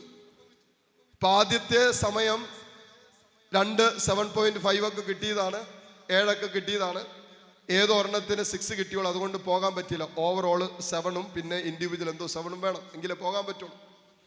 റൈറ്റിങ്ങിന് എന്തോ 6.5 മതി UK പോകാൻ, ബാക്കി എല്ലാത്തിനും 7 വേണം. അവൾക്ക് അത് കിട്ടിയില്ല, ഒരെണ്ണത്തിന് 6 അപ്പോൾ 6 പോയ വിഷയം കഷ്ടപ്പെട്ട് പഠിച്ചു. ഇന്ന് റിസൾട്ട് വന്നപ്പോൾ അതിന് 7.5, എന്നാൽ കഴിഞ്ഞ പ്രാവശ്യം 7.5 കിട്ടിയ സാധനത്തിന് ഇപ്രാവശ്യം 6 എന്ത് ചെയ്യും പറ? എന്നെ വിളിച്ചിട്ട് ഭയങ്കര കരച്ചിൽ എന്ന് പറഞ്ഞ് ഭയങ്കര കരച്ചിൽ. അച്ഛാ, എൻ്റെ മനസ്സ് മടുത്തു എന്ന് പറയുമ്പോൾ ഞാൻ ആദ്യം പറഞ്ഞെന്നാന്നറിയാം. ഞാൻ ഈ ദിവസങ്ങളിൽ എൻ്റെ ഒരു യൂട്യൂബ് ചാനലുണ്ട്, ഫാദർ ബിജിൽ ചക്കിയത്ത്. ആ യൂട്യൂബ് ചാനലിൽ എൻ്റെ വചനങ്ങളെല്ലാം കഴിഞ്ഞ വർഷങ്ങളിലെല്ലാം വചന ശുശ്രൂഷകൾ അതിനകത്ത് കാണാൻ പറ്റും. അപ്പോൾ ഈ ദിവസങ്ങളിൽ ഇങ്ങനെ ഒത്തിരി IELTSും OETയും ജർമ്മൻ പരീക്ഷയൊക്കെ നടക്കുന്നതായതുകൊണ്ട് ഒത്തിരി പിള്ളേർ ഇങ്ങനെ മനസ്സ് വിഷമിച്ച് ഭാരപ്പെട്ട, അച്ഛാ 4 പ്രാവശ്യമായി 5 പ്രാവശ്യമായി ഇനി ജീവിക്കണമെന്നില്ല, പള്ളിയിൽ പോകാൻ പറ്റുന്നില്ല, നാട്ടുകാർ ചോദിക്കുന്നു, വീട്ടുകാർ ചോദിക്കുന്നു, പുറത്തിറങ്ങാൻ പറ്റുന്നില്ല അച്ചോ, അതുപോലെ അവസ്ഥ എന്നൊക്കെ പറഞ്ഞ് വീട്ടിലിരിക്കുക, മനസ്സും അടുത്തെന്ന് പറഞ്ഞു. ഞാൻ ഈ യൂട്യൂബിൽ ഒരു 5 to 6 minutes 7 മിനിറ്റിൻ്റെ IELTSും OETയും പരീക്ഷ പഠിക്കുന്ന കുട്ടികൾക്ക് വേണ്ടി 2-3 വീഡിയോസ് അപ്ലോഡ് ചെയ്തു. ഞാൻ ആ പെൺകൊച്ചിനോട് എടുത്തു, നീ ആദ്യം തന്നെ ഒരു കാര്യം ചെയ്യ്, ഈ ഫോൺ കോൾ കഴിയുമ്പോൾ ഞാൻ അതിനകത്ത് യൂട്യൂബിൽ ഒരു സാധനം ഇട്ടിട്ടുണ്ട്, മനസ്സ് മടുത്തോ എന്ന് പറയുന്ന ഒരു 3rd പാർട്ട് കിടപ്പുണ്ട് IELTS, അത് കേൾക്കാൻ പറഞ്ഞു. ഞാൻ പറഞ്ഞു, അച്ഛാ എനിക്കൊന്നും കേൾക്കാനുള്ള ബലമില്ല അച്ഛാ. അവൾ പറഞ്ഞു, അച്ഛാ എനിക്ക് വേറെ പ്രശ്നമൊന്നുമില്ല, എൻ്റെ മനസ്സങ്ങോട്ട് മടുത്തിട്ട് ഇപ്പോൾ എനിക്ക് പ്രാർത്ഥിക്കാൻ പോലും പറ്റുന്നില്ല. ഹോസ്റ്റലിൽ നിന്ന് അവൾ വിളിക്കുന്ന പഠിച്ചുകൊണ്ടിരിക്കുകയാണ്. ഇതിനിടയ്ക്ക് ഇതിൻ്റെ റിസൾട്ട് വന്ന് ഇങ്ങനെ വരുന്നു പ്രതീക്ഷിച്ചാലും അവൾ സ്റ്റഡി കണ്ടിന്യൂ ചെയ്ത്, അങ്ങ് കിട്ടിയില്ലെങ്കിൽ വീണ്ടും എഴുതാൻ വേണ്ടിയായിരിക്കും. ഹോസ്റ്റലിൽ നിന്ന് വിളി, അച്ഛോ എനിക്ക് പള്ളിയിൽ പോയിരുന്നിട്ട് പ്രാർത്ഥിക്കാൻ പറ്റുന്നില്ല അച്ഛോ. ഇന്ന് രാവിലെ റിസൾട്ട് അറിഞ്ഞപ്പോൾ മുതൽ അച്ഛനെ വിളിക്കുന്ന, കിട്ടുന്നില്ല, പക്ഷേ ഈ സമയം വരെ എൻ്റെ മനസ്സിങ്ങനെ കടന്ന് ഭാരപ്പെട്ടുകൊണ്ടിരിക്കുക, വേദനിച്ചുകൊണ്ടിരിക്കുക, മടുത്തു, ഇനി ഞാൻ എഴുതണോ അച്ഛൻ പറ, ഞാൻ ഇനി എഴുതണോ, ഇനി എനിക്ക് എഴുതാൻ തോന്നുന്നില്ല, പഠിക്കാൻ തോന്നുന്നില്ല, എനിക്ക് പ്രാർത്ഥിക്കാൻ പറ്റുന്നില്ല. ഒരു യാഥാർത്ഥ്യമോ, ജീവിതത്തിന്റെ യാഥാർത്ഥ്യം പെങ്കുച്ച് പറയുന്നത്. ഒരു പ്രശ്നം കൺമുമ്പിൽ നിൽക്കുമ്പോൾ ആ പ്രശ്നത്തെ തന്നെ നോക്കി നിൽക്കുമ്പോൾ ഒരാൾക്കും ആ പ്രശ്നത്തിന്റെ മേൽ അധികാരം എടുക്കാൻ പറ്റില്ല. ശ്രദ്ധിച്ചോ, ഇങ്ങനെ ഒരു പരാജയം നേരിട്ടപ്പോ പിശാച് അലറുന്ന സിംഹത്തെ പോലെ ചുറ്റി നടക്കുക. അപ്പൊ ഒരു പരാജയം ജീവിതത്തിൽ വന്നപ്പോ ദൈവസ്വരം കേൾക്കുന്നതിനേക്കാളും മുമ്പ് പിശാച് അവന്റെ സ്വരം അവളുടെ മേൽ കുത്തിവെച്ചിട്ട് ആധിപത്യം എടുത്തു. ഇപ്പോൾ ആ പെങ്കൊച്ച് നിരാശയിലാണ്. ഹല്ലേലൂയാ. സ്വരം എടുത്ത് പറഞ്ഞേ ഹല്ലേലൂയാ. അപ്പൊ വിശ്വാസത്തിന്റെ ബലമില്ല. ഞാൻ അവളുടെ അടുത്ത് ചോദിച്ചു, നീ ഇത്രയും നാൾ എന്തിനാ പ്രാർത്ഥിച്ചേ? നീ കുറെ പ്രാർത്ഥിച്ചതല്ലേ? കാരിസ്മോനിൽ വന്ന് ധ്യാനം കൂടിയതല്ലേ? നീ എന്തിനാ വചനം കേട്ടെ? നീ എന്തിനാ പ്രാർത്ഥിച്ചേ? നീ എന്തിനാ യേശുക്രിസ്തുവിനെ ഏക രക്ഷകനും നാഥനുമായി സ്വീകരിച്ചത്? ഒരു പ്രശ്നം വരുമ്പോ, ഒരു പ്രതിസന്ധി വരുമ്പോ യേശു ജീവിതത്തിന്റെ സകല പ്രതിസന്ധികളെയും അതിജീവിച്ചില്ലേ? പരീക്ഷയ്ക്ക് പരാജയപ്പെട്ടപ്പോ നീ ജീവിതത്തിൽ പരാജയപ്പെട്ടില്ലേ? ഇപ്പോ നിനക്ക് പ്രാർത്ഥിക്കാൻ പറ്റുന്നില്ല. പിശാച് നിന്റെ മേൽ ആധിപത്യം എടുത്തില്ലേ? ഞാൻ അങ്ങനെ ചോദിച്ചേ, മോളെ, പിശാചിന് നീ എന്തുകൊണ്ട് നിന്റെ ജീവിതത്തിന്റെ മേൽ ആധിപത്യം കൊടുത്തു? പരീക്ഷയ്ക്ക് തോറ്റെന്ന് കരുതി ജീവിതത്തിന്റെ മേൽ അധികാരം കൊടുക്കണോ? നിന്റെ മനസ്സിന്റെ മേൽ അധികാരം കൊടുക്കണോ? നിന്റെ ആത്മാവിന്റെ മേൽ ഇന്ന് പ്രാർത്ഥിക്കാൻ പറ്റുന്നില്ല. ആത്മാവിന്റെ മേൽ കൂടെ പിശാചിന് അധികാരം കൊടുത്തു കഴിഞ്ഞവള്. ശ്രമത്തിൽ പറഞ്ഞ ഹല്ലേലൂയാ, ഹല്ലേലൂയാ. പിന്നെ അവൾക്ക് വേണ്ടിയിട്ട് വിടുതൽ പ്രാർത്ഥന നടത്തി. അവളുടെ മനസ്സിന്റെ മേൽ വലിഞ്ഞു മുറുക്കിയിരിക്കുന്ന പിശാചിന്റെ അധികാരം, നിരാശയിലേക്ക് അവളെ തള്ളിയിടുന്ന, മനസ്സ് മടുപ്പിക്കുന്ന ജീവിതത്തിന്റെ അനുഭവങ്ങൾ കെട്ടിയിട്ട് അവളുടെ പ്രാർത്ഥനാ ജീവിതത്തെ, വിശുദ്ധ ജീവിതത്തെ, വിശ്വാസ ജീവിതത്തെ തകർക്കാനുള്ള പിശാചിന്റെ കെണിയെ, വഞ്ചനയെ, അവന്റെ അധികാരത്തെ യേശുവിന്റെ രക്തത്തിൽ ബന്ധിച്ചു പൗരോഹിത്യത്തിന്. അപ്പോഴാണ് അവൾക്ക് വിടുതലുണ്ടാകുന്നത്. അവൾ പറഞ്ഞു, അച്ഛാ, രാവിലെ വിളിച്ചപ്പോൾ എടുക്കത്തില്ലായിരുന്നോ? ഇത്രയും നേരം ഞാൻ മനസ്സ് ഭാരപ്പെട്ടിരിക്കണ്ടല്ലായിരുന്നല്ലോ. ഞാൻ പറഞ്ഞു, മോളുടെ വിശ്വാസം കർത്താവ് പരീക്ഷിച്ചു കൊണ്ടിരിക്കുകയായിരുന്നു. ഹല്ലേലൂയാ. അല്ലെങ്കിൽ പിന്നെ ഞാൻ രാവിലെ എടുത്താൽ പോരെ? അവൾ പലവട്ടം വിളിച്ചതാ, എടുക്കാൻ പറ്റിയില്ല. ഇപ്പൊ ഈ ഗ്യാപ്പിൽ, ജസ്റ്റ് അങ്ങോട്ട് പോയ ഗ്യാപ്പിലാണ് ഇത് എടുക്കുന്നത്. അപ്പൊ ആ സമയം വരെ അവളുടെ പ്രാർത്ഥനാ ജീവിതത്തെ ദൈവം പരിശോധിക്കുക, അവളുടെ വിശ്വാസത്തെ ദൈവം പരീക്ഷിക്കുക, അവളുടെ വിശുദ്ധ ജീവിതത്തെ ദൈവം പരീക്ഷിക്കുക. ആ പരീക്ഷയിൽ ഞാൻ പറഞ്ഞു, മോളെ, നീ തോറ്റുപോയില്ലേ? അല്ലേ, നമ്മളൊരു 10 മാസം പഠിച്ചു, എന്നിട്ട് പരീക്ഷ എഴുതി, റിസൾട്ട് വരുമ്പോ തോറ്റുപോയാൽ 10 മാസം പഠിച്ചത് വെറുതെ ആയില്ലേ എന്ന് പറയുന്നത് പോലെ ഇത്രയും നാൾ വചനം കേട്ടിട്ട്, ഇത്രയും നാളും ദൈവത്തെ അറിഞ്ഞിട്ട്, ഇത്രയും നാളും വിശ്വാസത്തിൽ നിന്നിട്ട്, ഇത്രയും നാളും വിശുദ്ധ ജീവിതത്തിൽ മുന്നോട്ട് പോയിട്ട് ഒരു സുപ്രഭാതത്തിൽ ഇതെല്ലാം തല്ലിക്കടത്തുമ്പോ ഇത്രയും നാൾ ജീവിച്ച വിശ്വാസ ജീവിതത്തിന്റെ കരുത്തെവിടെയാ? ഹല്ലേലൂയാ. പലതരമെടുത്ത് പറഞ്ഞേ ഹല്ലേലൂയാ. സ്വരമുയർത്തി പറഞ്ഞേ ഹല്ലേലൂയാ. അതരം തുറന്ന് പറഞ്ഞേ ഹല്ലേലൂയാ. കരങ്ങളൊക്കെ നന്നായിട്ടൊന്ന് വീശിക്കൊണ്ടെന്ന് പറഞ്ഞേ. കരങ്ങൾ ഉയർത്തി അതരം തുറന്ന് ഉച്ചത്തിൽ പറഞ്ഞേ ഹല്ലേലൂയാ. കരങ്ങൾ അടിച്ച് കർത്താവിന് നന്ദി പറഞ്ഞേ. Praise the Lord. അപ്പൊ ശ്രദ്ധിച്ചോ, പിശാചിന്റെ ഒരു പ്രവൃത്തി എന്ന് പറഞ്ഞാൽ പിശാച് നമ്മളെ ഇങ്ങനെ നിരന്തരം പീഡിപ്പിക്കാൻ ശ്രമിക്കും. കാരണം അത് പിശാചിന്റെ സ്വഭാവമാണ്. It's his character. ഒരുവന്റെ സ്വഭാവത്തെ നമുക്ക് മാറ്റാൻ പറ്റില്ല, അത് പിശാചിന്റെ സ്വഭാവം അല്ലെ. ദൈവത്തിന്റെ സ്വഭാവമാണ് സ്നേഹം, ദൈവത്തിന്റെ സ്വഭാവമാണ് ക്ഷമ, ദൈവത്തിന്റെ സ്വഭാവമാണ് കരുണ, ദൈവത്തിന്റെ സ്വഭാവമാണ് നന്മ, ദൈവത്തിന്റെ സ്വഭാവമാണ്. അങ്ങനെയുള്ള സ്വഭാവങ്ങൾ പിശാചിന്റെ ഒരു സ്വഭാവമാണ്. പിശാച് ഒരു ആത്മീയ മനുഷ്യനെ എക്കാലവും പീഡിപ്പിക്കാൻ ശ്രമിക്കും. ഇനി ശ്രദ്ധിച്ചു കേട്ടോ, നിങ്ങൾ വളരെ ശ്രദ്ധയോടെ ഇരിക്കണം. 2 രീതിയിൽ മാത്രമേ പിശാചിന് ഒരു വ്യക്തിയുടെ മേലും ഒരു കുടുംബത്തിന്റെ മേലും അധികാരം എടുക്കാൻ പറ്റും. 2 വഴികളേ ഉള്ളൂ പിശാചിന് ഒരാളുടെ ജീവിതത്തിൽ പ്രവേശിക്കാൻ. ഒന്നാമത്തെ വഴി എൻ്റെ തീരുമാനം, മൈ ഡിസിഷൻ. ശ്രദ്ധിച്ചോ, പിശാചിന് എൻ്റെ ജീവിതത്തിന്റെ മേൽ, എൻ്റെ കുടുംബത്തിന്റെ മേൽ അധികാരം എടുക്കാൻ ഞാൻ അനുവദിച്ചാൽ മതി. ഫസ്റ്റ് വേ, ആദ്യത്തെ റൂട്ട്. ശ്രദ്ധിച്ചു കേട്ടോ, ആദ്യത്തെ വഴി. ഞാൻ അനുവദിച്ചാൽ പിശാചിന് എൻ്റെ ജീവിതത്തിന്റെ മേൽ അധികാരം എടുക്കാം. സ്വരമെടുത്ത് പറ ഹല്ലേലൂയാ. നമ്മൾ അനുവദിക്കുന്ന മേഖലകൾ: 1, കൽപ്പനകളുടെ ലംഘനങ്ങൾ, അതിലൂടെ പിശാചിന് അധികാരം കൊടുക്കാം. പിശാചുമായിട്ടുള്ള ഡയറക്റ്റ് സംവാദങ്ങൾ, ബ്ലാക്ക് മാസുകള്, മന്ത്രവാദം, കൂടോത്രം, ആഭിചാര ക്രിയകള്, അങ്ങനെയുള്ള പിശാചുമായിട്ടുള്ള ഡയറക്റ്റ് കൊളീഷൻ. കോഴിയെ കഴുത്ത് വെട്ടി രക്തപൂജകള്, കർമ്മങ്ങള്, അങ്ങനെയുള്ള കാര്യങ്ങളിലേക്ക് ഒരു വ്യക്തി പോകുമ്പോൾ ആ വ്യക്തി ഡയറക്റ്റ് ആയിട്ട് ബോധപൂർവം പിശാചിന് അവന്റെ ജീവിതത്തിന്റെ മേൽ അധികാരം കൊടുക്കുന്നു. Entry point. അടുത്തത്, തെറ്റായ ബോധ്യങ്ങൾ, തെറ്റായ പ്രബോധനങ്ങൾ മനസ്സിലേക്ക് പിശാച് കൊണ്ടുവന്നിട്ട് നിന്റെ വിശ്വാസത്തിൽ നിന്നെ താഴേക്ക് കൊണ്ടുപോയി നിന്റെ മേൽ പിശാചിന് അധികാരം എടുക്കാൻ പറ്റും, നീ അനുവദിച്ചാൽ മാത്രം. ഹല്ലേലൂയാ. സ്വരമെടുത്ത് പറ ഹല്ലേലൂയാ, ഹല്ലേലൂയാ. ഈ കാലഘട്ടത്തിൽ പിശാച് സഭയ്ക്കെതിരെ ശക്തമായി അടിക്കുന്നുണ്ട്. പിശാച് അതിശക്തമായി സഭയെയും സഭാമക്കളെയും സഭാ സംവിധാനങ്ങളെയും സഭയുടെ കൂദാശകളെയും പിശാച് ശക്തമായിട്ട് അടിക്കുന്നുണ്ട്. ശ്രദ്ധിച്ചു കേട്ടോ.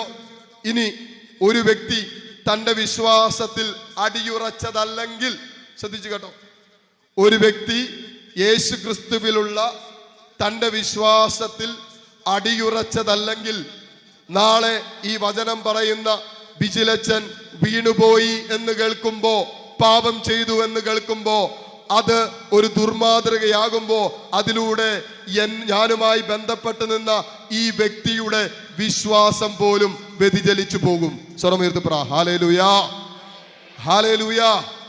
ഇത് പിശാചിന്റെ വഞ്ചനയാ. കാരണം എന്താ? ഇവന്റെ വിശ്വാസത്തിൽ ആഴപ്പെട്ടിട്ടില്ല. സഭ എന്താണെന്ന് ഇവൻ അറിയില്ല. സഭ എന്ന് പറയുന്നത് ഒരു അച്ഛനല്ല, ഒരു കന്യാസ്ത്രീയല്ല, ഒരു മെത്രാനല്ല, ഒരു വൈദികനല്ല, ഒരു വ്യക്തിയല്ല സഭ. സഭ എന്ന് പറയുന്നത് യേശു ക്രിസ്തുവിന്റെ അമൂല്യ രക്തത്താൽ വീണ്ടെടുക്കപ്പെട്ടതും അവന്റെ ശരീരത്തിന്റെ ഭാഗവും അവയവങ്ങളുമായ ഞാനും നിങ്ങളും അടങ്ങുന്നതാണ് സഭ. സ്വരമെടുത്ത് പറ ഹല്ലേലൂയാ. ഈ വിശ്വാസം ഹൃദയത്തിലില്ലാതെ യേശുക്രിസ്തുവിന്റെ ശരീരത്തിന്റെ ഭാഗമാണ് സഭയുടെ ഭാഗമാകുന്നതിലൂടെ ഞാനെന്ന് തിരിച്ചറിവ് ഈ വിശ്വാസത്തിൽ ആഴപ്പെടാത്തൊരു വ്യക്തി ശരീരത്തിന്റെ ഒരു അവയവത്തിന് മുറിവേൽക്കുമ്പോ അവൻ ഈ ശരീരത്തിൽ നിന്ന് പുറത്തു പോകും. ഹല്ലേലൂയാ. കണ്ടോ? അവൻ സഭയെ തള്ളിപ്പറയും, അവൻ വിശ്വാസത്തെ തള്ളിപ്പറയും. അൾട്ടിമേറ്റ്ലി, ആത്യന്തികമായി അവൻ ക്രിസ്തുവിനെ, അവന്റെ ആത്യന്തികമായ വിശ്വാസത്തെ അവൻ തള്ളിപ്പറയും. കാരണം അവന്റെ വിശ്വാസം ഉറപ്പുള്ളതല്ല. ഹല്ലേലൂയാ, ഹല്ലേലൂയാ. സ്വരമെടുത്ത് പറ ഹല്ലേലൂയാ. ഈ പിശാചിന്റെ വഞ്ചനകളെ തിരിച്ചറിയാനുള്ള ജ്ഞാനം തലയ്ക്കത്തുണ്ടാണ്. അതുകൊണ്ടാണ് അച്ഛൻ പറഞ്ഞത് നമ്മൾ ഒറ്റ പ്രാർത്ഥനയുള്ളൂ, ദൈവമേ നിന്റെ ജ്ഞാനം തരണമേ. എന്തിനാ? പിശാചിന്റെ വഞ്ചനകളെ എനിക്കെതിരെ, എൻ്റെ കുടുംബത്തിനെതിരെ നിൽക്കുന്ന പിശാചിന്റെ വഞ്ചനകളെ തിരിച്ചറിയാനുള്ള ജ്ഞാനം എനിക്ക് തരണമേ. ഹല്ലേലൂയാ. അല്ലെങ്കിൽ ആരെങ്കിലും എന്തെങ്കിലും പറയുമ്പോ അങ്ങനെയാണോ, അപ്പൊ തീർന്നു. ഓ ഇങ്ങനെയാണോ, ഓ തീർന്നു. ആ അച്ഛൻ അങ്ങനെ ചെയ്തു, ഓ തീർന്നു. ആ കന്യാസ്ത്രീ അങ്ങനെ പോയോ, തീർന്നു. അതോടെ ഇവന്റെ വിശ്വാസം, ഇവനൊക്കെ എന്നതാണോ വിശ്വാസം, ഇതാണ് വിശ്വാസം. ആരെ വേണമെങ്കിലും പിശാചിന് വഞ്ചിക്കാൻ പറ്റും. പിന്നെ കൂടുതൽ വഞ്ചിക്കുന്നത് പിശാച് മുൻനിരയിൽ നിൽക്കുന്നവരെയാണെന്ന് മാത്രം. ഹല്ലേലൂയാ. അല്ലേ? യുദ്ധം നടക്കുമ്പോൾ ആർക്കാ കൂടുതൽ മുറിവേൽക്കുന്നേ? പറ. ഫ്രണ്ടിൽ നിൽക്കുന്നവർക്കാ അല്ലേ? യുദ്ധത്തിൽ, ഈ ആത്മീയ യുദ്ധത്തിൽ മുറിവേൽക്കുന്നത് എപ്പോഴും ഫ്രണ്ടിൽ നിൽക്കുന്നവരാണ്. ദൈവം തെരഞ്ഞെടുത്ത് ദൈവജനത്തെ നയിക്കാൻ മുമ്പിൽ നിർത്തിയിരിക്കുന്നവരാണ് പിശാചിന്റെ ആദ്യത്തെ ടാർഗറ്റ്, ലക്ഷ്യം. നിങ്ങളൊക്കെ ദയവായിട്ട് ഞങ്ങൾക്ക് വേണ്ടി മുട്ടിപ്പായിട്ട് പ്രാർത്ഥിക്കണം. ഹല്ലേലൂയാ. നിങ്ങൾക്ക് വേണ്ടി പ്രാർത്ഥിച്ചില്ലെങ്കിലും കുഴപ്പമില്ല. ഓർക്കുമ്പോൾ ദൈവമേ ബിജിലച്ചനെ പിടിച്ചു നിൽക്കാനുള്ള കൃപ കൊടുക്കണമെന്ന് പറഞ്ഞ് പ്രാർത്ഥിക്കണം. അനീഷച്ചൻ വീണു പോകാതിരിക്കാൻ ദൈവമേ കൃപ കൊടുക്കണമെന്ന് പ്രാർത്ഥിക്കണം. വികാരിയച്ഛന് വേണ്ടി പ്രാർത്ഥിക്കാത്ത ഒരു ദിവസം പോലും നിങ്ങളുടെ ആത്മീയ ജീവിതത്തിൽ ഉണ്ടാകരുത്. ഹല്ലേലൂയാ. കാരണം നിങ്ങളെ ആത്മീയമായി നയിക്കാൻ, നിങ്ങളെ സ്വർഗത്തിലെത്തുവോളം മുൻനിരയിൽ നിന്ന് നിങ്ങളെ നയിക്കാൻ ദൈവം തെരഞ്ഞെടുത്തവനാണ്. ഈ ദേശത്തിന്റെ ആത്മീയ കാര്യങ്ങൾ കൈകാര്യം ചെയ്യാൻ, നിങ്ങളുടെ ആത്മാവിന്റെ കാര്യങ്ങൾ കൈകാര്യം ചെയ്യാൻ ദൈവം തെരഞ്ഞെടുത്ത് മാറ്റി നിർത്തിയതാണ് ഈ ഇടവക ദേവാലയത്തിന്റെ വൈദികൻ. ഇത്രയും പേര് ഈ വൈദികനെ സപ്പോർട്ട് ചെയ്താ നിൽക്കുന്നത്, താങ്ങിയാ നിൽക്കുന്നത്. അപ്പൊ പിശാച് ഈ കമ്പ് അങ്ങോട്ട് വെട്ടും. അപ്പൊ താങ്ങി നിൽക്കുന്നതൊക്കെ ദാണ്ട കിടക്കുന്നു പിശാചിന്റെ കുഴിയിലേക്ക്. കണ്ടോ? ഇതാണ് സംഭവിക്കുന്നത്. നമ്മൾ ശരിക്കും ചങ്കുപൊട്ടി പ്രാർത്ഥിക്കണം. നിങ്ങളുടെ കുടുംബങ്ങളിൽ നിന്നും ഒരു മകനോ മകളോ ഒരുപക്ഷെ വൈദിക സന്യസ്ത വൃത്തിക്ക് പോയിട്ടുണ്ടാകണമെന്നില്ല. പക്ഷേ ഈ ലോകത്തുള്ള എല്ലാ വൈദികരെയും സന്യസ്ത ജീവിതങ്ങൾ നയിക്കുന്നവർക്ക് വേണ്ടി പ്രിയപ്പെട്ട മാതാപിതാക്കളെ, എൻ്റെ അപ്പനോടും അമ്മയോടും പറയുന്നത് പോലെ തന്നെയാണ് ഞാൻ പറയുന്നത്. എൻ്റെ സഹോദരനോടും സഹോദരിയോടും പറയുന്നത് പോലെ തന്നെയാണ് പറയുന്നത്. നിങ്ങൾ ശക്തമായിട്ട് ഞങ്ങൾക്ക് വേണ്ടി പ്രാർത്ഥിക്കണം ഈ ആത്മീയ ശുശ്രൂഷയിൽ നിലനിൽക്കാൻ. കാരണം നിങ്ങളെ അറ്റാക്ക് ചെയ്യുന്നതിനേക്കാളും ശക്തമായി പിശാച് ഓരോ നിമിഷവും ഞങ്ങളുടെ മേൽ അടിക്കാൻ ശ്രമിക്കുന്നുണ്ട്.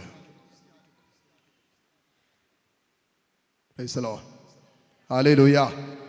നിങ്ങൾ വിചാരിക്കും നിങ്ങൾക്ക് മാത്രമേ പ്രലോഭനമുള്ളൂ എന്ന്, അല്ലേ? നിങ്ങൾ വിചാരിക്കും നിങ്ങൾക്ക് മാത്രമേ സഹനങ്ങളുള്ളൂ എന്ന്.